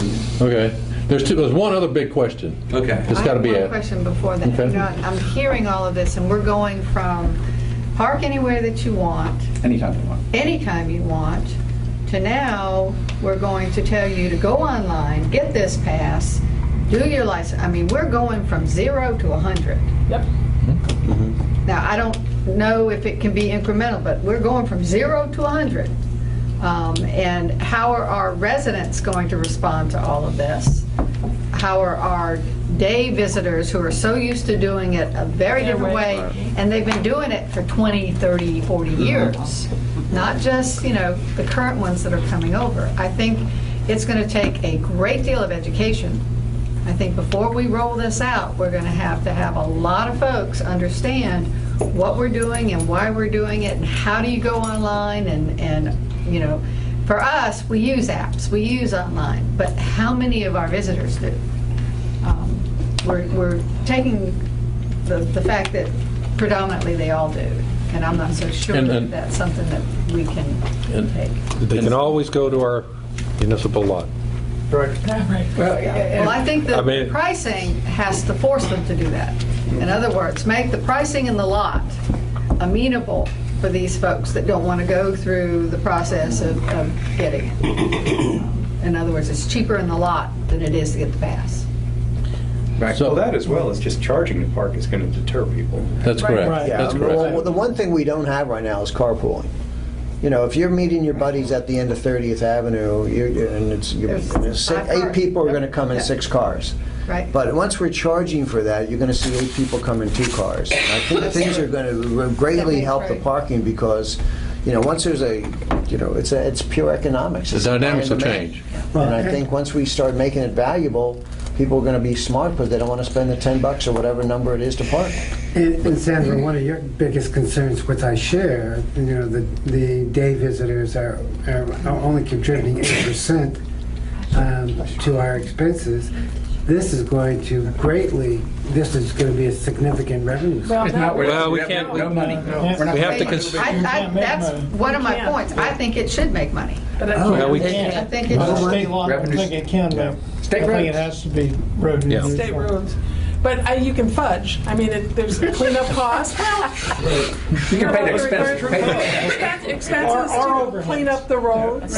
You know, Well, yeah. get those diapers out of the Get the message. Yeah, we can do. I do a lot. We can, as far as charge some of that charges that we're using for Bill Schlupp, as far as picking up the trash and recycling. We can do it for Public Works as far as Absolutely. work. So I mean, we can build Recoup our costs. build this in, and this would be. I see this as a benefit for the residents. That's going to offset telling the residents they're going to have to pay for a parking pass. Well, speaking of residents, back to the incremental thing. I don't understand why it would be more difficult to monitor parking and enforce parking if you put a residents-only sign on a side street than if it's like all off, so that I want Marty to be able to have his birthday party. That's not treating everyone equal. And we want to come. Right. Right. That's right. Well, you know, that was Everybody has to be Happy treated anniversary, equally. Brian. Yes. I was concerned too with wanting to try to locate parking and not just allow parking in other places, but I think carefully planned parking permit program will take care of that. You know, if there are only still so many numbers, and we'll get the numbers right, there's not going to be a desire for somebody to park up on Hartnett, even though they essentially could, because they still really just want to go to the beach. You know, the desire of the parker is still to get as close to the beach as possible. And, you know, if the numbers are right on the parking permit, you know, you're not going to have, you know, thousands of people coming here to park at any one time. Not Except for only that, Memorial Day. I think that, you know, whenever you invested in something, you feel some responsibility for it. I think that behaviors are going to improve. I'm sorry, could you say that again? I couldn't hear you. Jimmy was talking. I think that behaviors will improve because once you start investing in something, you feel responsibility for it. So I think, you know, the trash, like last Sunday, Front Beach in front of our front place, Sunday morning, it was so filthy, there was trash everywhere. And so I'm just kind of denying what I just said by saying, because those people probably paid to park and through, but, you know, it's just a matter of trying to get the amount of cans and the amount of people and the amount of, and that's one of the reasons why we'll spread them out. But I just want to know why we can't just, for now, not for now, but when we start, put up residents-only parking signs on, say, from one block back from, say, Hartnett or from Carolina, residents only. And if there's no need for anybody to go cruising all those streets. All they need is the homeowner to call the police. You know, a whole bunch of people decided to park and go to the beach in front of my house. It says residents only. They're not my guests. They're not my friends. Right. The only thing is, the only problem with that is this public rights of way we're parking on, and everyone needs to be treated equally, whether they own a house adjacent to it or whether they live off the island. It's public rights of way, so you can't really say here, residents only. That's the legal problem. Rick, A third of the homes are owned by they're second homes. So, they're not residents, but they own the property. They can't be treated any different than a resident or anyone else. I think we're probably leaning towards the right direction, but some of my big concerns are, number one, what other beach communities are doing this? I heard Wrightsville Beach. We don't have to reinvent the wheel. Right. Can we not talk to some of these communities to see what works and what doesn't work? We have. Are the South Carolina laws that different from Wrightsville Beach? New Jersey, almost every beach in New Jersey. Google, go home tonight, Google beach parking permit. Right. And see what you come up with. There's a lot of permits in different states, different things. Now, Yeah, I'd say the law is the same. It was a United States Supreme Court case that was the Arlington case that I was talking about before. So, I mean, that particular scheme that's being used in certain municipalities that's kind of a nationwide thing. So, South Carolina doesn't have any laws or case law on point of exactly what we want to do. And for that reason, whatever we do, you've got the risk of being challenged. But One of the big difference between us as a state and others is the state owns the rights of way. And so many of these other communities, yes, especially in a Florida. lot of communities that we looked at, especially in Florida, which is where I came from, and I know a little bit more about what's going on down there. The municipalities or the county actually owned the streets. It makes a huge difference. I mean, if they were city-owned, then yes, we can do that. And I think the problem is it's all state roads throughout the island. Yeah, one other part of my question is, I heard a number of thousand permits. I know it's totally wide open right now, but say we had 1,500 parking places in Isle Palm, you add them all together. If we sell 2,000, how many of that percentage are going to come to the beach on a day-in, day-out basis? And number two, Mount Pleasant has 72,000 residents, I understand now. 600 more come over here at Oyster Point. I don't know how many at Carolina Park. 9,000 acres getting ready to be developed on Daniel Island. That's a lot of people, and there's the best beach, of course, we all know this because we live here, is the Isle of Palms. Right. And it's the easiest accessible beach. So what do you want? Do you want to have 5,000 permits? No. Well, I guess so those are the two remaining questions. Is the number pressure's one, building, cost is what you're saying. Cost of the program, and what does that mean for a permit cost, right? We got to defray the cost, so we got to work that out. And the other thing is, how many permits by the type of permit? We don't know that yet. We're going to do a lot of work starting Memorial Day, and I'm going to ask Rick to talk a little bit about that. What we want to do is collect data, travel data, traffic data, parking data, what goes on that weekend. So we're going to be working that weekend to watch it, to observe it, to try to find out what happens during a regular weekend as you get to a point early in the morning, not many people, and it starts building, and all of a sudden it breaks down. And then it continues on, and then it comes back in the afternoon.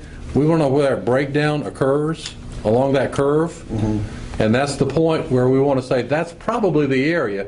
Then we're also going to work with the fire chief and the police chief, because they also have a vested interest in this, to make sure what are their parameters. So hopefully between our traffic numbers, say, are pointing to this is the general idea of the number of permits we're going to have, their ideas about what the level of number of permits are, together we get together and say, this is what we're going to start off the first year with in terms of how many parking permits, and then we'll try it. And then the next year, we'll say, gee, we oversold, undersold, we need to modify, and every year we'll probably tweak it a little bit more. So, go ahead. Just say, one thing has not come up is, what about golf carts? Are they not, golf carts can park anywhere, or is that? They're treated as vehicles by the state. Which means they'd have to have a sticker. If they're parked in the right of way. Of course, there's no license plate. But they don't have license plate, right? I know. What about, like, on 25th Avenue after the right-of-way, I guess it right. is, where all those golf carts could park kind of in the beach path. I love that. That's not, location. that's not a right-of-way. Right. No, right. Well, maybe we could do We can something do like that on something like 42nd. And to, you know, That is a right right as of way. well to Space on accommodate 42nd. golf carts. It is, but it's a wider right away. I think we need to accommodate golf carts. I Yes. think we need to accommodate our residents of Isle of Palms more than Absolutely. anybody else. Yeah, exactly. Absolutely. And Starting, could we exempt golf carts? Sure we can. Not on the DOT roads. I'm not sure I really thought about that. don't exempt golf carts. Any golf cart that can be parked over there, let them park. That's what he's saying. Let's ask the chief. Can they come from Mount Pleasant across to? No. There we go. Well, street The golf carts are 100% residents except for rental golf carts. Well, Or residents and property still, owners. There's a difference. You can't rent a golf cart. It's got to be a low-speed vehicle that you can rent. And then that would be that is treated like tagged. And that does That have is a license. vehicle. Those license plates, but. It's a good comment, we'll look into it. Perhaps we can Well, make that- more spaces like 25th. Yeah. Or more access. Well, no, that's still not going to satisfy all the people. You know, someone that's, say, lives at 49th Avenue is not going to drive to 25th. No, to I'm saying use put it. more streets, find But some I'm, more you know, spaces. More golf. We've More looked spaces. at Just by that. expanding Well, that if we're not gonna Gotta fine get off the stuff, right-of-way. Yeah. It's gotta get- basically, you gotta get off the SCDOT right-of-way. If it's a DOT right-of-way, they treat anything with a vehicle, anything with a wheel is the same. Whether it be a vehicle, an SUV, SL, LSV, Well, it's an or a golf enforcement cart. issue. If we don't enforce golf carts, we don't have a problem. Yeah, oh, well, we're not going there. But, Executive order? you know, we're talking Yeah, I mean, about it's- parking. I'm And not this gonna whole enforce thing that. started because the parking's terrible. I fear we're worried about how many numbers we can give out. I want it to cut back, way back. And this will. And that's well, yeah. Yeah. This should have that Well, back. Depends first of all, if you the have, counting spots let's on let's go back and Forest review Trail. the evening. You go back to red, blue, green, whatever the Right. colors are. Right. You've then limited in certain areas, if we Right. choose to do that, parking at all. Right. And then once you've got that, you've got certain acceptable widths that would allow parking, and then the question is permitting. How many do we allow under permit only during that season? Now, another question as far as residents or seasonal permits. If you have a family of four, who say, married couple with two teenage kids with cars, is it one permit for? Per license, per license plate. License plate. So it'd And be it's not two permits and for therefore it's not transferable. Unless you change Just the transfer tags. license plate. Well, Yeah, that'd be, Hey, Dad, can I borrow the car? No, can I take your tag? Cars parked on 27th to go to softball games. Rick, why don't you talk a little bit about the data collection process, just so everybody kind of has an idea of what we're doing over Memorial Day? we're almost ahead of our headlights here, so.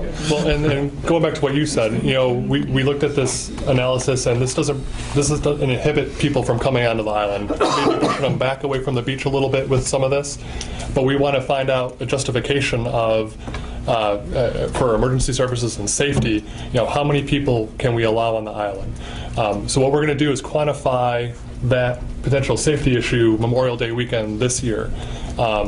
We propose to look at either Memorial Day, July 4th, Labor Day, one of the peak times for beachgoers here, and quantify the amount of on-street parking that happens, the traffic backups on Palm Boulevard, traffic backups on IOP Connector, and equate that traffic and parking to find that magic number of where the fire and police chief, say that they can, adequately serve the residents safely. The chief has had the traffic hunters on IOP and Palm Boulevard, so we've got historical data back for a couple of years that we can relate to this as well. But we're going to be out there right now. It's planned on that Saturday of Memorial Day weekend to quantify the parking. How we're going to do that is we're going to fly aerial photographs of the island every hour, at least once every hour, maybe twice in every hour. And from those aerial photographs, we can actually count, or we can see where people are parking. We can see turnover of the on-street parking, who's leaving when, and quantify then the backups on Palm Boulevard and IOP Connector as well. Okay, my only caveat is weather permitting. Yeah. That's right. Correct. That's right. Correct. So it is dependent on the weather. They fly pretty low here. There's no other airfields in the way. So if it's an overcast day, our backup day is going to be the Sunday of Memorial Day weekend. And obviously, weather affects people going to the beach, too. So Exactly. Yeah, exactly. We want a peak day. We want a peak day. Beach day. And then if Sunday's overcast as well, then Monday is going to be our second backup. And if the whole weekend's a washout, then we're gonna couch it and move it to probably 4th of July weekend. Father's Day is usually pretty busy. Hey, last Sunday was really busy. Yeah, it's a beautiful day. First good weekend of the year. If I may for just a second, and I agree with the parking by permit thing, but that's not going to manage the parking. It's merely going to limit the parking. Okay, the green, blue, tan, and red will somewhat manage and tell people where they can park and where they can't park. With the Planning Commission, something that we looked at, and all I'm doing is just throwing this out there. If it can help you, if you can incorporate it or whatever, that's great. If not, whatever. From the entire beach, as I remember, and it's been, I guess, a couple of years ago that we quit working on this, the entire beach has 51 beach access points. 56. It's more than 50. No, it's more than that. Was it? Okay, well, and 100. my memory is Yeah, not it's good. more than that. 2 years back. But anyhow, there are beach accesses. We talked to the residents. We had forums and this and that, and listened to what they said. The people back over on Charleston said that people are walking through their yards, they're throwing dirty diapers out, they're urinating in their yards and this kind of stuff. One of the things that we looked at with the Planning Commission was taking sections at each beach access point and allowing X amount of parking. However it fits, but only allowing a certain amount of parking and focus it down toward those beach access points. That you're forcing the people to those beach accesses.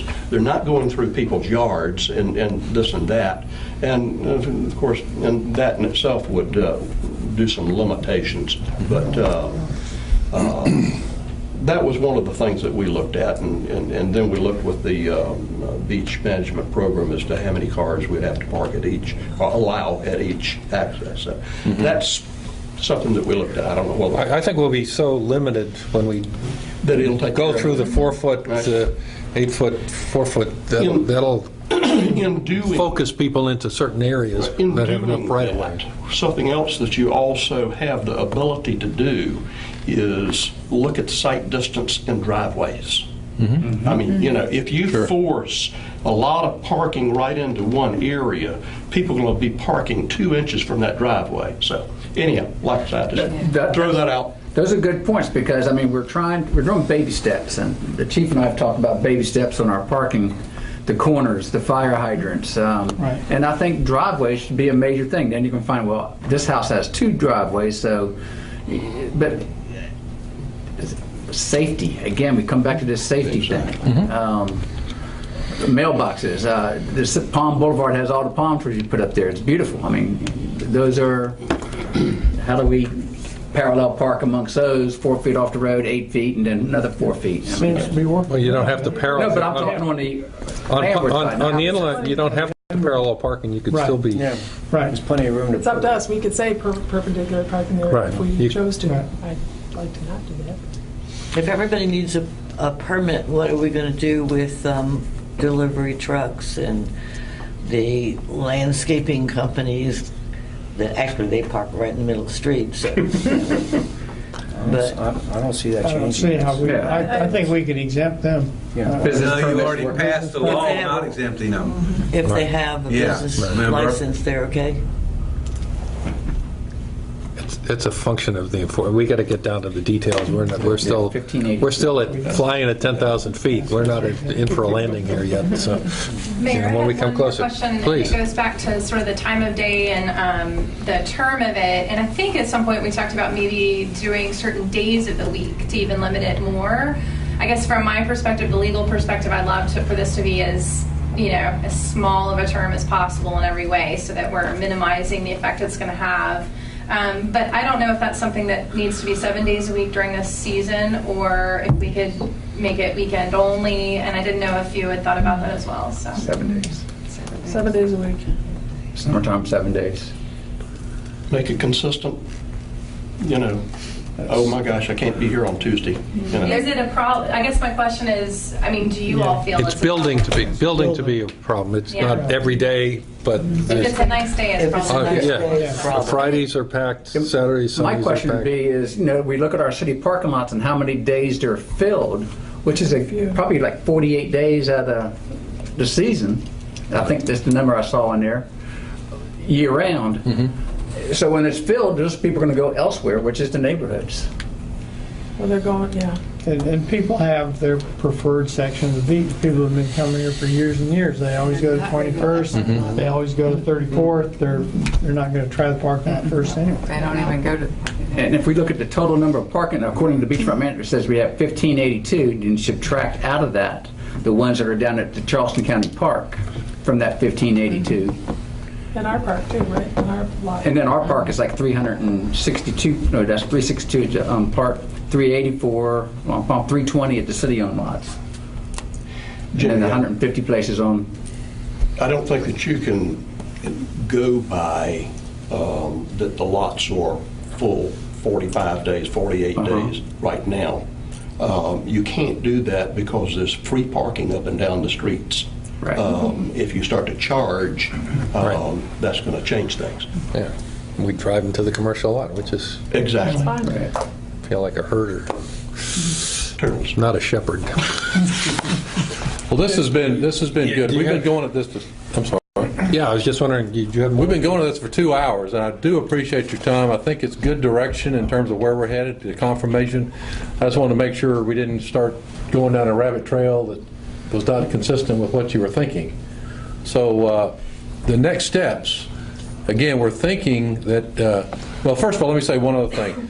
Number one, I believe this, that there'll be pushback from your citizens, there'll be pushback from people outside. It's going to be likely challenged legally. We're going to need Kevlar vests. So need to make sure that everybody knows what we're looking at. Like the sandcastle issue? So we need to make sure. Sandcastles. So we need to make sure. Number one, we have it defensible, we have it logically thought out, we have it justifiable. Okay, and what we're thinking about is this work effort. We'd probably do the data collection, meet with the chiefs, talk about what levels we're talking about in terms of permits, and then we would basically think about the implementation happening. Certainly not this season, next season. So we'll be shooting for getting everything done. Tremendous educational campaign has to happen beginning of next year to get ready for this. So everybody's like, what do you do? So we definitely need to decide whether we're fishing or cutting bait come January.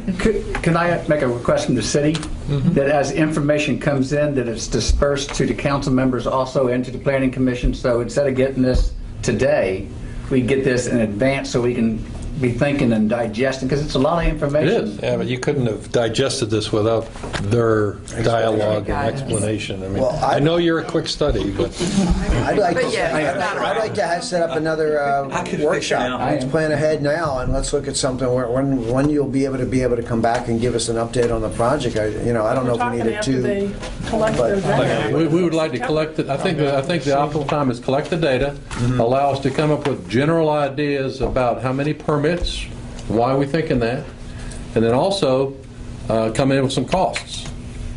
Talk to some vendors and maybe you want to hear from a vendor or two just to come in and talk about how. I think that would be beneficial. Yeah, Good. absolutely. So to talk about we're at your disposal. And So, my concern is and tell us when. mobilization. I mean, we talked about this when we did the original contract Yes, for sir. this, is that, is how much time does Linda and her team need at the back end to get this thing done so it's up and running for season 2015? Right. And, I know you said you'd be working on some things ahead of time as they get developed and firmed up. But, my concern is that, that's a real short window between January 1st and May 15th, whatever the drop dead date is. So we've got to... I think if it's okay with you folks, have another get-together like this sometime in late summer. Say after the 4th of July. Sure. We'll have had a chance to digest what our numbers are telling us, and we'll have some more detail about general, I want to make sure we're going the right path with the different types of online vehicle tags being the credentialing, also the vehicle recognition software. I think I heard a head nod with that, right? Yep. Then I can start putting together cost packages and start getting the vendors lined up to come in and talk to us. And this budget we're talking to be with 2016? Well, it would be 15. It'd be next season. Well, keep in mind, we have money in the budget that we put in there for implementation, but the numbers that we used were just, we know we need a placeholder. They're not based on any actual estimates or anything. So there's money in FY15, but it is not money that's tied to the actual resulting work product. So we would have to refine those that are in FY15 and then look at FY16 too. And hopefully we would have a corresponding revenue number Right, but to plug when into you think that. about it, if we're selling, seasonal passes in January of next year, that's revenue coming in to offset costs too. So, again, this thing should not result in anything that's going to be besides buying a parking pass. It should not. But it'll be revenue leading Right, also. exactly. That's You're a what I'm little trying to say. neutral, but One final Terry. point a question I would have. You say we're going to do this with apps and online and everything, but what about the person 75 years old who's not computer literate and everything, and how are we going to handle that? I think, to me, it just rubs me the wrong way that when you got to check in at City Hall or at the police station when you go on vacation somewhere, that's kind of un-American to me. We'll get cameras, we can see them. Some facial Like the well, you want to set up a parking kiosk somewhere where we have put an attendant to sell doesn't tickets? that kind of bother you a little bit? Well, the other thing is you can park at the metered spots, the pay stations. Yeah. You can park in the lot. Right. Without any, Yeah, but but they got to be open. Right. Right. Yeah. But and then if you do say we want to accommodate the old school way of putting cash down and getting something, it can be done. It's a cost of how much to operate that and how value that is to allow that to happen. Okay, that's so it could happen. It could happen. It definitely will happen. Okay. It'll be a small percentage, but it will definitely happen. Okay. We need to build that into the plan so you have a safety valve. But one last point for me. Y'all are the traffic engineers. You've heard city council, you've heard the minutes from all the different meetings and planning and the 3 different open houses we had. Do you think, as traffic engineers who know other communities, this is the direction we need to be going? Because, we all have our own expertise, and we all feel the brunt of what our residents are feeling.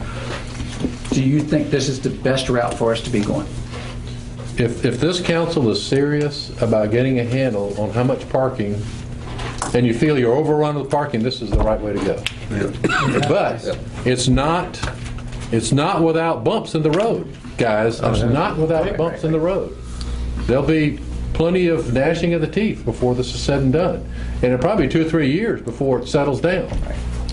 I think. And our residents will tell you the number one problem on the island right now is parking. Yes. So, this is bar fun. This is the number one thing they want us to take care And of. we've been studying it for years. It's been for years. Years and years, and we can't keep kicking the can down No, we're the not. road. We hired this group right here, and we are doing something, and we're just trying to make sure we're going in the right direction. Correct.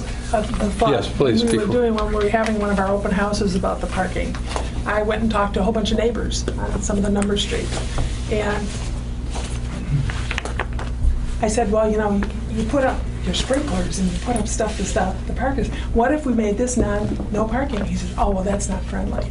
I said, well, are there sprinklers? So, I mean, we're going to have a lot of gnashing of teeth of citizens that aren't going to want to do this, so it's going to be very fun. Okay. Do we want to set a target date for a meeting so that we've got She's got her something calendar else? up. Well, I mean, I just think I'm that's trying to great. structure it. Like maybe I was looking at Tuesday, August 5th. I'll be gone. I'm gone. Okay, well We have then, a real property meeting that day. Can you put the information together by? I think so, by August 15th. Tuesday and a half week. Let me go get my calendar, hang on. It's going to be hard to get a consensus without Yeah. vacation time, so Vacation. But this is just going to be another I update, so it's not know. going to... You're always on vacation. Look at us. Well, every step we take, we're making decisions. We Hey, have, Chris, what do you think about August 5th? that doesn't No, work because that we got doesn't work. two members of council out of town. End of July We should- or August, we definitely have some. I don't want to wait too long. Once Yeah. we get the We'll have data in information and to once come we back start to you training and it out. discuss. Mid-August. July 31st? No, I'm gone. Are you going all summer? Yeah. Tell us when you're here. Show us your schedule so we can work it around Sure, you. I'm go after the last 16th Seattle of and August. last- Anytime after the 16th. How about the No, I've got 21st? friends that live- 21st of August? 21st of August? I'm going to Yeah. be in Europe. Going once. Yeah. 21st of August, going once. Is August? We got one in Europe. But I know it's the latter part of August, but I don't know the date. Well, it's tentative anyhow. Yeah. Okay, so let's go with the 21st, 5:30. 5:30. Same format, okay with Yeah, that? sure. I mean, we haven't tackled the encroachments in the rights-of-way. I mean, we talked about it, we circled around. We always circle the wagons and then we all disperse. And- I'd rather do the parking permit. We're going to have a can of worms on that one. I know. 60%? Because even if we basically didn't do anything about the Encroachment. encroachments, we still have more parking than our Right. Than what we're beach going to be needing. management Right. plan. Well, And I find it that- very hard to go to my neighbors who have had stuff there for 30 years. Which prevent everybody else, the other But that's 40% right. to come and put their That statement becomes a in. public Okay, safety well, issue. I'll send my neighbors to you then. But, well, I can show you the ones, well, you got plenty of examples on Fifth Avenue, old palmetto trees. Yep, yep, Fifth yep. and- Fifth Well, thanks and for Ocean. informing me. Thank you very much. Yes. All right. Thank I think you. we're adjourned. Thank you, very good. Thank you. Thank you very much. If you have any questions, Linda can get them through.